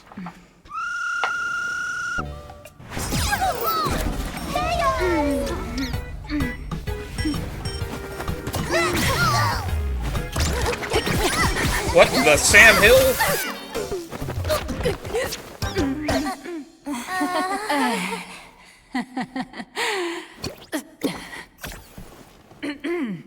Please come in. That was hilarious. Your next line is... Oh no, we're not doing the JoJo thing. Why are you here? It's you. What's the problem? I'm the magazine's founder, its president, and its editor-in-chief. It's only logical that I'd be sitting here. Actually, I'm the president now. You signed that away to me. $1 million? President Nihilux has already been behind on behind on everyone's wages for months. I'm glad that they put this here for people who forgot. I didn't forget. I would never forget an employer that doesn't pay her employees. It finally occurs to you why the name Nihilux always felt vaguely familiar. The former president of Robobo Weekly, that deadbeat boss who skipped town to dodge her debts, went by that exact name. God, I hate how dumb the protagonist is in these games sometimes. A boss who doesn't pay wages has no right to sit here. They belong in the underworld. Or in jail. Wage theft is a very common crime that many CEOs and presidents get away with. Because, let me put it this way, how closely do you scrupulously look at your paycheck? They could be taking 5, 10, 15, possibly even 25 cents off of every single one of your paychecks. Every single paycheck. Would you even know? It's a crime that they could have very easily gotten away with. And you might not have ever known unless you paid close enough attention to your paycheck. Idiots. Without me, you'd all have been locked up in some Department of Aberration Defense painting prison long ago. And you still have the gall to demand wages from your savior. They do have a right to wages. Have you ever heard of the sensational serial thief case, Phantom Furbomorph? It happened in the year 1996 of the Arcadian calendar. That would have been 3 years ago? I'm sorry. I was wrong. I shouldn't have talked back. I'm sorry for being born a Furbo. Beep boop. Even if you've got dirt on us, making us work for free is way too ridiculous. Paraprints, who I don't usually see eye to eye with, I must agree with. We've had enough. We've overthrown the boss. We've got a new president now. Please, stand up for us. I will stand up for them. Welcome, traveler. Furbo Hot Pot requires a reservation. Rumors are 10,000 credits apiece, and if you're looking to hire a hitman, just head right down the hall to the storeroom. Oh, or maybe... Wait, what was that about a hitman? You came to meet the brilliant, charming, and universally adored blurry QR cult. Well then, truth be told, that person is actually... Yeah, it's... We really should be charging royalties. Who could it be? Who could it be? March, you've been letting as a comic artist behind my back. Got it out. Once you rule out all the wrong answers, only one truth remains. Thank you, Mr. Detective. The only one here who can actually draw is you, Nihilux. Your blurry QR cult. And I already kind of knew that.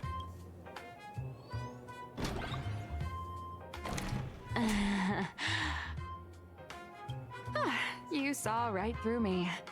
As As a reward for seeing through my disguise, how about an autograph or a photo? Allow me to reintroduce myself. I'm Nihilux. You can also call me by my pen name, Blurry QR Cult. You also have a second pen name where you post fan art under. I forget what it was called. Aw, no wonder you were tagging along back at Perlux Tower, acting like you knew us so well. Wait... This blurry QR cult persona isn't a fake, is it? I wouldn't trust anything she says, to be honest. Identity is just a mask and a body. Real or fake, it's all in how you see it.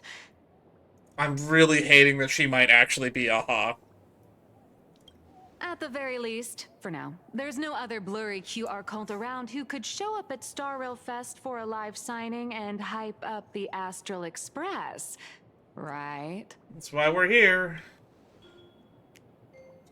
So, you already know why we're here. Just a little deduction, that's all. Also, I'm assuming your manager texted you, or your agent. The news about Star Rail Fest is already everywhere online. Knowing how that perfectionist Madame Pearl operates, she's definitely pulling strings to make your collaboration a success. Naturally, having me step in was part of her plan. If that's the case, will you... Absolutely not. That said, I'll have to respectfully decline. Yeah, you don't like keeping up public appearances. You like your anonymity. I can respect that. Not to brag, but Fluffy Across the Blue is ridiculously popular in this world. If tickets weren't limited, the line would wrap around the planet twice and a half.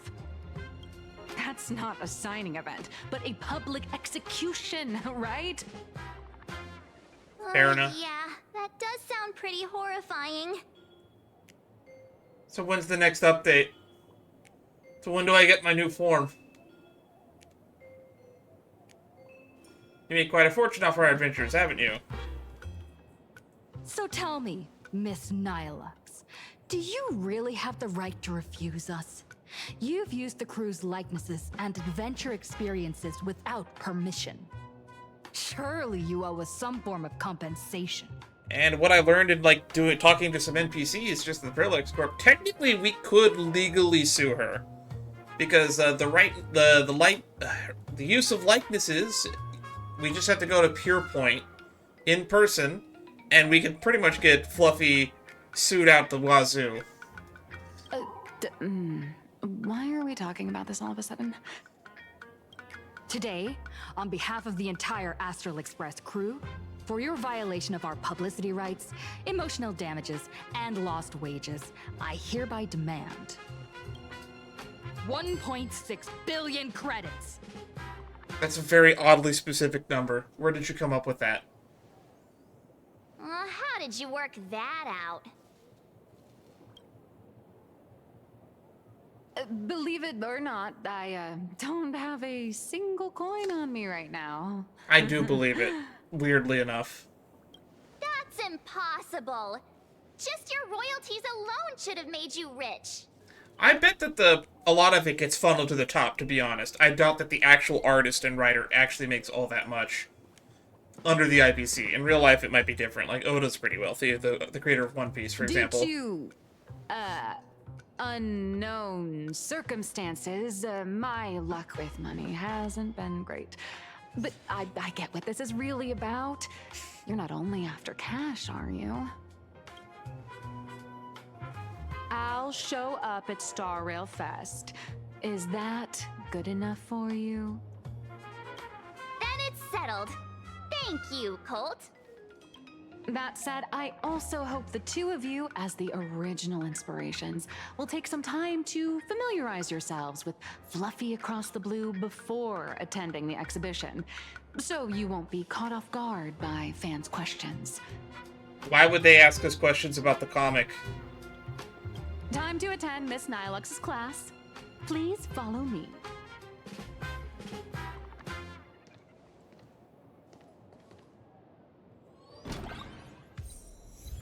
Dream Eater. What is that? Unmask the author of Fluffy Across the Blue at the publishing house.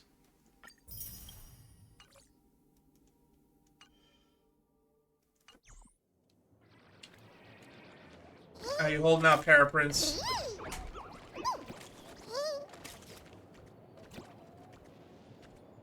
Where are the Furley brothers? Oh, wow. Oh, no, I've been fenced in. Actually, I've never gone into this room yet. I take both big and small donations. Action Detective Agency. Alright, here we go. Let's chat it up. Miss Nilux's mini-class is officially in session. If you have any questions, feel free to ask at any time. Miss Colt, why did you pick the Astral Express as the theme for your comic?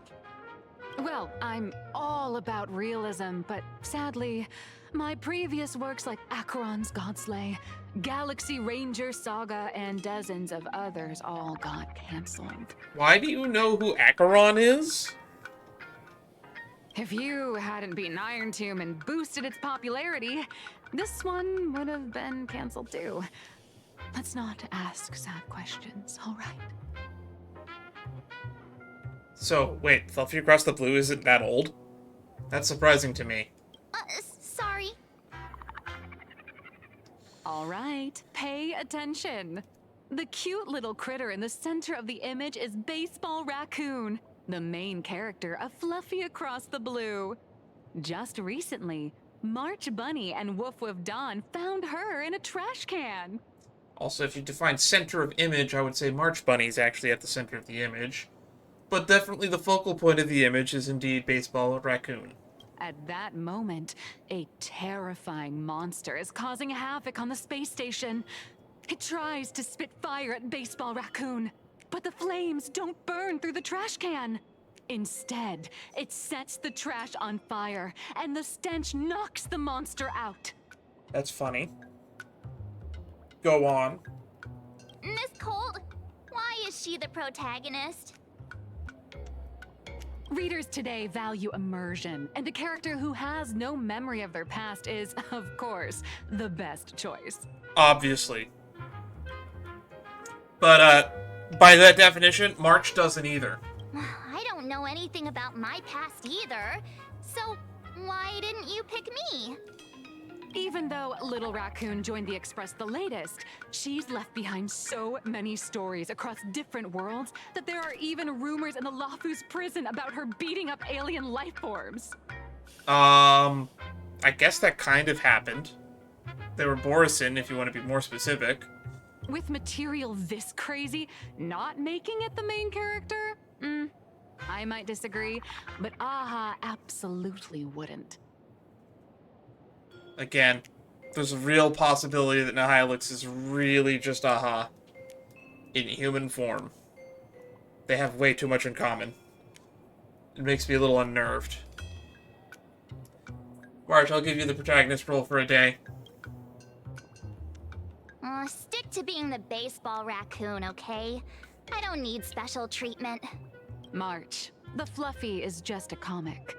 Outside of this, the author and the readers, every character in this world, aren't we all the protagonists of our own lives?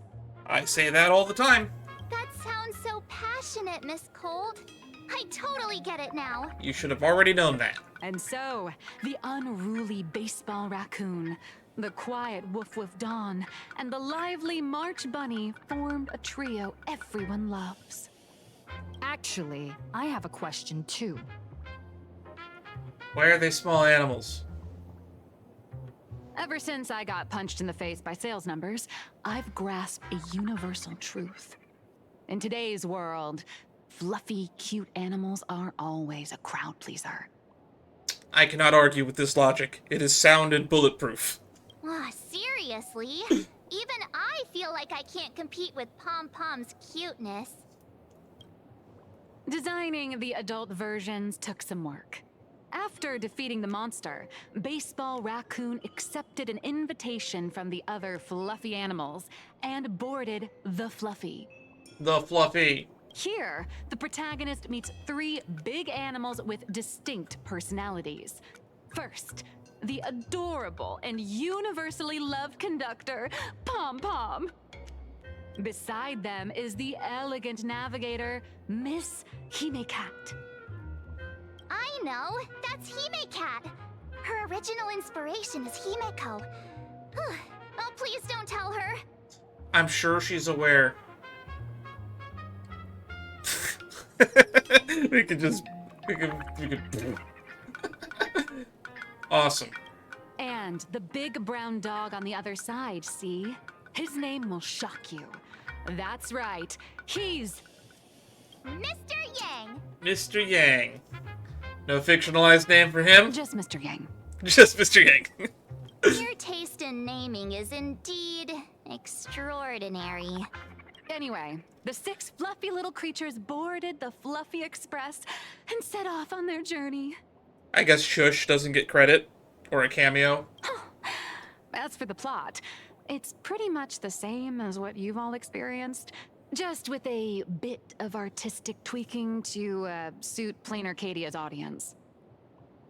A bit? A tiny bit.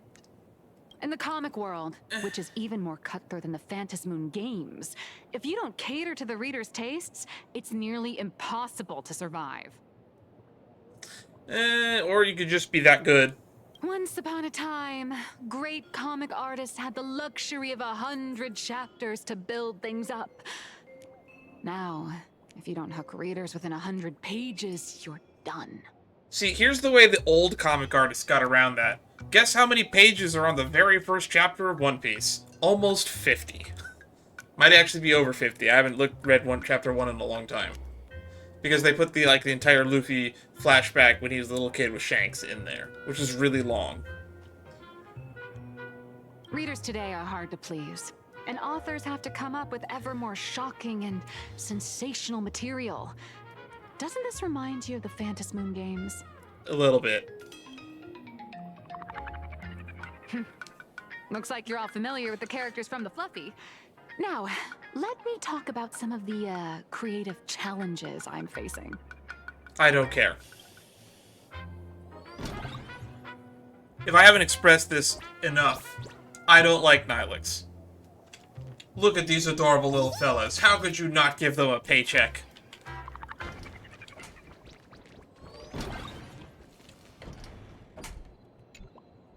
So, what do you see on the Fluffy stands? I also see there's a magical girl wand over there. It's her turned into a cute little animal? A little raccoon. A pirated version of me. Yes, this is the character, and you're the inspiration behind her. But even for someone as interesting as you, there are many backstories that readers don't care about, don't want to know, or don't feel obliged to understand. A comic artist's job is to capture the most interesting parts and present them to the readers. Okay. The cute and clever one is March Bunny. The unruly but reliable one is Baseball Raccoon. This is what we call a concrete archetype paired with an abstract character. And the abstract side of a character will only be further simplified in the eyes of the readers. So, how do you think the readers across the universe view you nameless? Passerby? Don't underestimate your influence. Your heroic deeds and accomplishments drew my attention, and your demeanor gave me inspiration for the character in the Fluffy. But while the hero identity boosts the character's popularity, it also becomes a limitation. That's why the little animals in the Fluffy have to defeat even more powerful villains and keep upping the ante to get more applause from the audience. In turn, the reader's perceptions and expectations constrain the character's growth. If she acts out of line, the popularity will crash. I'm also now piecing together that the improv tour trailer that we got for, I guess, Nihilix meant that if what she said earlier is true about she wrote the Fluffy shortly after the defeat of Iron Tomb, then that means that there's not a lot of chapters of the Fluffy out at this point. And it also means that that entire improv tour trailer was probably a prototype comic that Nihilix was working on before she flees from her editor and jumps out the window. If she can't come up with new ideas or grow stronger, the audience will soon lose interest in the comic. Sorry, hit my mic. Unfortunately, the creation of Fluffy Across the Blue is now stuck at this very awkward bottleneck. You ripped off our entire life story, and you've now arrived at the present. Honestly, after drawing comics for so long, I've pretty much run out of ideas. Hundreds of Amber eras ago, people would laugh out loud just from seeing a cat do a backflip. I don't even think that was that long ago. I bet I could go back like 10 to 15 years and that would probably be true. Now, to get the same kind of enthusiastic reaction, you'd probably need to have that cat fight a Mechatron in a one-on-one showdown in Perlux Tower. Although the Fluffy specials are selling like crazy, doing side stories without progressing the main plot isn't a long-term solution. Ever since all the gossip memo keepers I hired got wiped out in Amphorius, my source of intel's been drying up fast. Ah, so you're connected with those super crazy people within the faction of the Garden that Evernight killed. March, you got opinions on that? But if someone from the Astral Express could quietly feed me a few juicy insider secrets from the Phantom Moon games, imagine the reader's reaction when the next chapter drops. Whoa! Does Blurry QR Code have a time machine or what? I can't tell you what's gonna happen before it happens. Oh, that'd totally save the Fluffy's future sales. After all, my little Furbo crew already works for you. Just have them slip me a copy of the Phantom Moon Games press release. Let's call it buying your exclusive adaptation rights. What do I get out of this? We'll do a 50-50 split. That is a really tempting offer. I'll have to think about it. What about a 30-70 split? I don't like the way you're wording that, because you could say you have the 70 there. Deal. God damn it, I didn't get to say no. 70 for me, 30 for you. Damn it, I called it too. Wow, you change your face faster than Sparkle. God, I love you, March. All right, since we've got the profit split sorted, looks like my creative Just say it was a block profit won't last split. much longer. If it was a Just revenue wait for split, my I would have appearance been at even more Star crazy Rail about Fest. Star Rail Fest, a grand event that gathers millions of eyes and an inordinate amount of wish power. And under all that attention, the dark forces coveting the Master of Elation's blessing are bound to surface. The Mr. Yang eyes blink. Heroes and devils dancing together in plain Arcadia. Tell me, is there a better source of inspiration than that? My hero, don't let us down. Alright, where are we cutting to next? Are we going back to Ashvale POV or Himeko? Himeko was supposed to get some stuff on the Phantom Moon games from her dad in the library, right? Yes! I predicted it! Graphia Academy. A supplicant is the master of wish power, But wish power can also become the shackles that bind the supplicant, forcing them to fulfill its desires. Love and hatred are alike. Dependence resembles fear. What commands wish power isn't only love, but also hatred. That makes sense. Thank you. These notes will really be a big help to her. Good. I'm so glad to be of help. For generations, many members of our family have attempted to enter the Phantasmoon Games, hoping to rely on the Aeon's immense power to lift the curse afflicting the Graphia bloodline. Some came close to the mask, but could only watch as history passed them by. Others wore it, only to fail in the end. That was until 400 years ago, when your great-great-grandfather Hero won the Phantasmoon Games and successfully gained an audience with Aha. Interesting. Hero. What did they do? But the family's curse was not broken. In his notes, he wrote, "Just as the god of destruction cannot cradle a bouquet, so too is the god of elation powerless against a curse.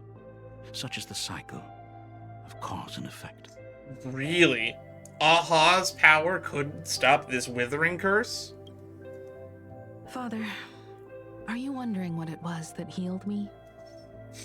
I mean, I'm curious. I know you're keeping something from me. But I don't care what cured you 15 years ago. As long as you're alive, I can wait until the day you're ready to tell me. Still, as a father, there are things I must say, even if you don't want to hear them. As an artist, I'm fascinated by fleeting lives. How they struggle. They suffer. God, are they about to reveal he's the Herald of Death? Brilliance worthy of time's memory. He's on the suspect list. But, as a father, I can't stand by and watch my daughter walk into tragedy. I bless you to be a hero, to welcome the same end as Akiviri.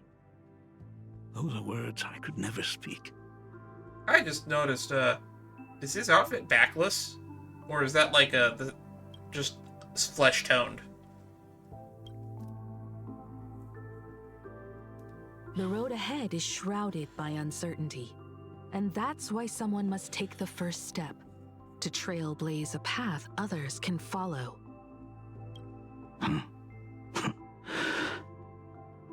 I can't stop you, even though every part of me wishes you'd stay. But this is your choice, my daughter's choice. All I can do is stand by you quietly and pray you'll come back safely. Do you still remember the bedtime story I used to tell? When did you do that? When she was 6? They say there was once a princess in the sky. Day and night she painted in her celestial garden, untouched by the joys and sorrows of the mortal world. I wonder if we're going to cut to Evanesia soon. One night, a thunderous sound echoed from her painting. Curious, she stepped inside. Through seas of flowers, across mountains, until she reached the world's edge. There stood an ancient tower, so tall it pierced the heavens, so vast it seemed to hold the universe itself. Okay. Climbing the staircase, the princess reached the summit, and from there she saw the world beyond her garden. In the distance, she heard cries, the voices of people burning in raging fire. From that tower of infinity descended the world painter to walk the mortal realm. With a single stroke of her brush, she brought forth 1,000 Imaginae, turning the tide against destruction. So it's an interpretation of the story of Graphia. To go where there are cries, to go where there are flames. That is the meaning of Murata. All right, and that is the family name, Graphia Murata, I'm assuming. But beyond the family name, my interpretation of our ancestor's name, Graphia, is also the hope I place in you. Himeko, whatever choice you make, if this is truly what you want, then go. Use those steps blazed upon trails to paint the world as you see it. Thank you, Dad. Oh, she said Dad. I still don't really like him. How's your health? You haven't picked up any bad habits like smoking or drinking while I was away, have you? As the Dean of Graphia Academy, I still have to set a good example for my students. It's just, my tendinitis keeps acting up. Tendinitis? My herniated disc is getting worse. Ugh. Old man alert. Himeko, how long will you be staying? I don't know. At least until the lunar cycle shifts. I'll stay here in plain Arcadia until then. I see. If only the Phantom Moon could stay full forever. It might. I wouldn't be surprised if that happens. Himeko, safe travels on the trails ahead.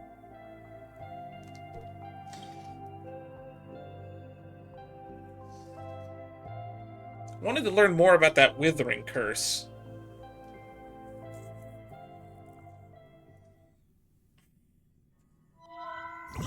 Uh-oh, here we go. Full Wish TV. That's not a good sign. Hello, everyone. Welcome to Full Wish Poofy TV's and Snowy. special news segment, Arcadian Morning Report. I'm This- your host, Poofy. This is gonna be so propaganda-filled. Hi everyone, I'm your host, Snowy! The Star Rail Fest exhibition venue funded by Pearlux Corp and constructed by Turbogen Heavy Industries has officially been completed! Turbogen Heavy Industries. Thanks to modern imagenesis technology, it took only a day for the Skyline's lookout cloud to take on a completely new look. Starting today, the Lookout Cloud line is officially opening up its stop for the Star Rail Fest exhibition areas. The exhibition areas opening on day one include the Bellabog area, Sianjolafu area, and Penacony area, showcasing the legendary adventures of the Astral Express. Oh, so this is gonna be that area from the promo art where we see like the inflatable Cocolia and whatnot. For this event, Pearlux cordially invites several crew members of the Astral Express to visit and be interviewed, including the Trailblazer, who recently joined the Phantom Moon Games as a supplicant. That is certainly something to look forward to. I heard Pearlux has also invited Blurry QR Culp, the author of Love Me Across the Blue, for a signing session. It'll be the first time the author reveals their true face in public. An exhibition to gather wish power. Now that's an interesting scheme. Leave it to Pearl to come up with such a bizarre idea. Is it a bizarre idea? I think it's a pretty practical and normal idea. Well, that's Pearlux's forte. This arrangement works well for both parties. Mm-hmm.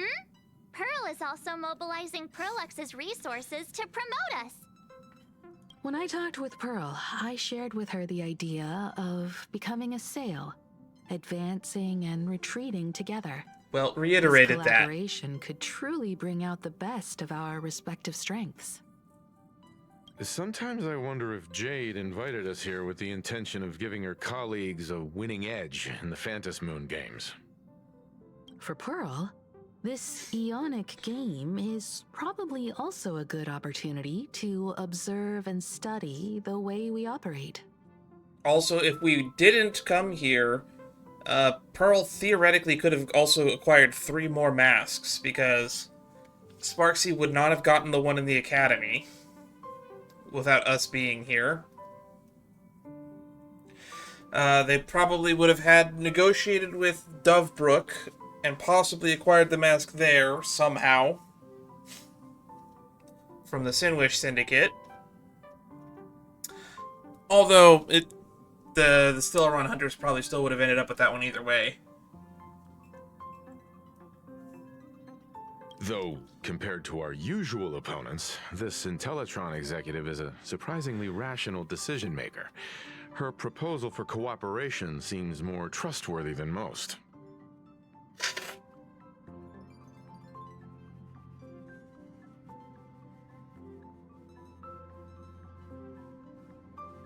That sneeze was a long time coming. It's not rationality that concerns me. It's the irrational factors. Still don't know who that 8th mask is. Do you mean the new Herald of Death? Exactly. News of the Dovebrook bloodbath has already blown up online. The Department of Aberration Defense tried to clamp down on the rumors, but plenty of people are still linking it to the Herald of Death from 15 years ago. With such a large crowd gathering there, this exhibition could very well become a target for the new Herald of Death. Pearl must have contingency plans for situations like this, right? Maybe we're the ace up her sleeve. It could be that detective who passed by. That old guy? No way! Whatever Pearl has planned, we must consider the possibility that the Herald of Death might attack the venue. We won't just be there to showcase the Astral Express to the people of this world. We'll also need to stay on high alert for any suspicious activity. It's about time. You should get going. Just us? You aren't coming with us, Mr. Yang? Someone's got to stay behind on the Express to keep the conductor company and be ready for any emergencies that pop up. You guys have fun out there, but stay safe. Contact me right away if anything comes up.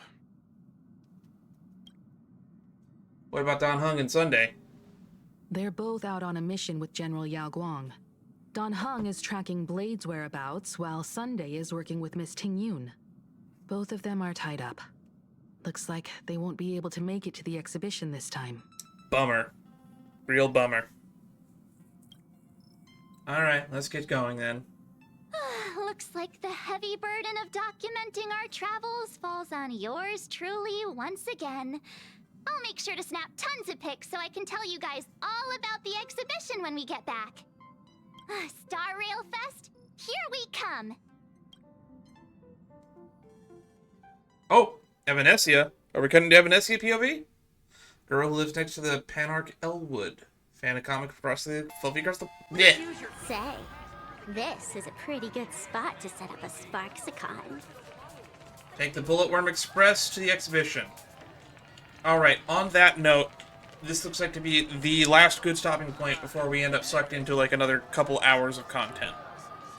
We're 5.5 hours into this story that is supposedly going to be around 10 hours. So, it feels like we're more than 2/3 done. There's a ghost up there. So yeah.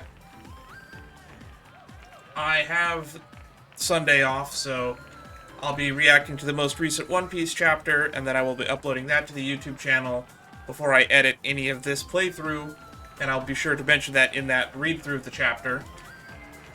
And then after which, we will probably have time, since those live streams of the One Piece chapters only end up going for like 30 to 40 minutes, we can, before the day closes out, also stream some more Star Rail. Although I would like to probably take time to get like a meal or dinner ready. Or maybe I'll do all of that first and then I'll stream the chapter reaction and whatnot. I have some other videos planned as well that'll be going up on the channel. So that's it for that news. Anyway, links are where links are. Join the Discord if you want to stay informed of what I'm doing and when I'm doing it. And lastly, stay safe out there. Don't get murdered by serial killers. That's my friendly advice.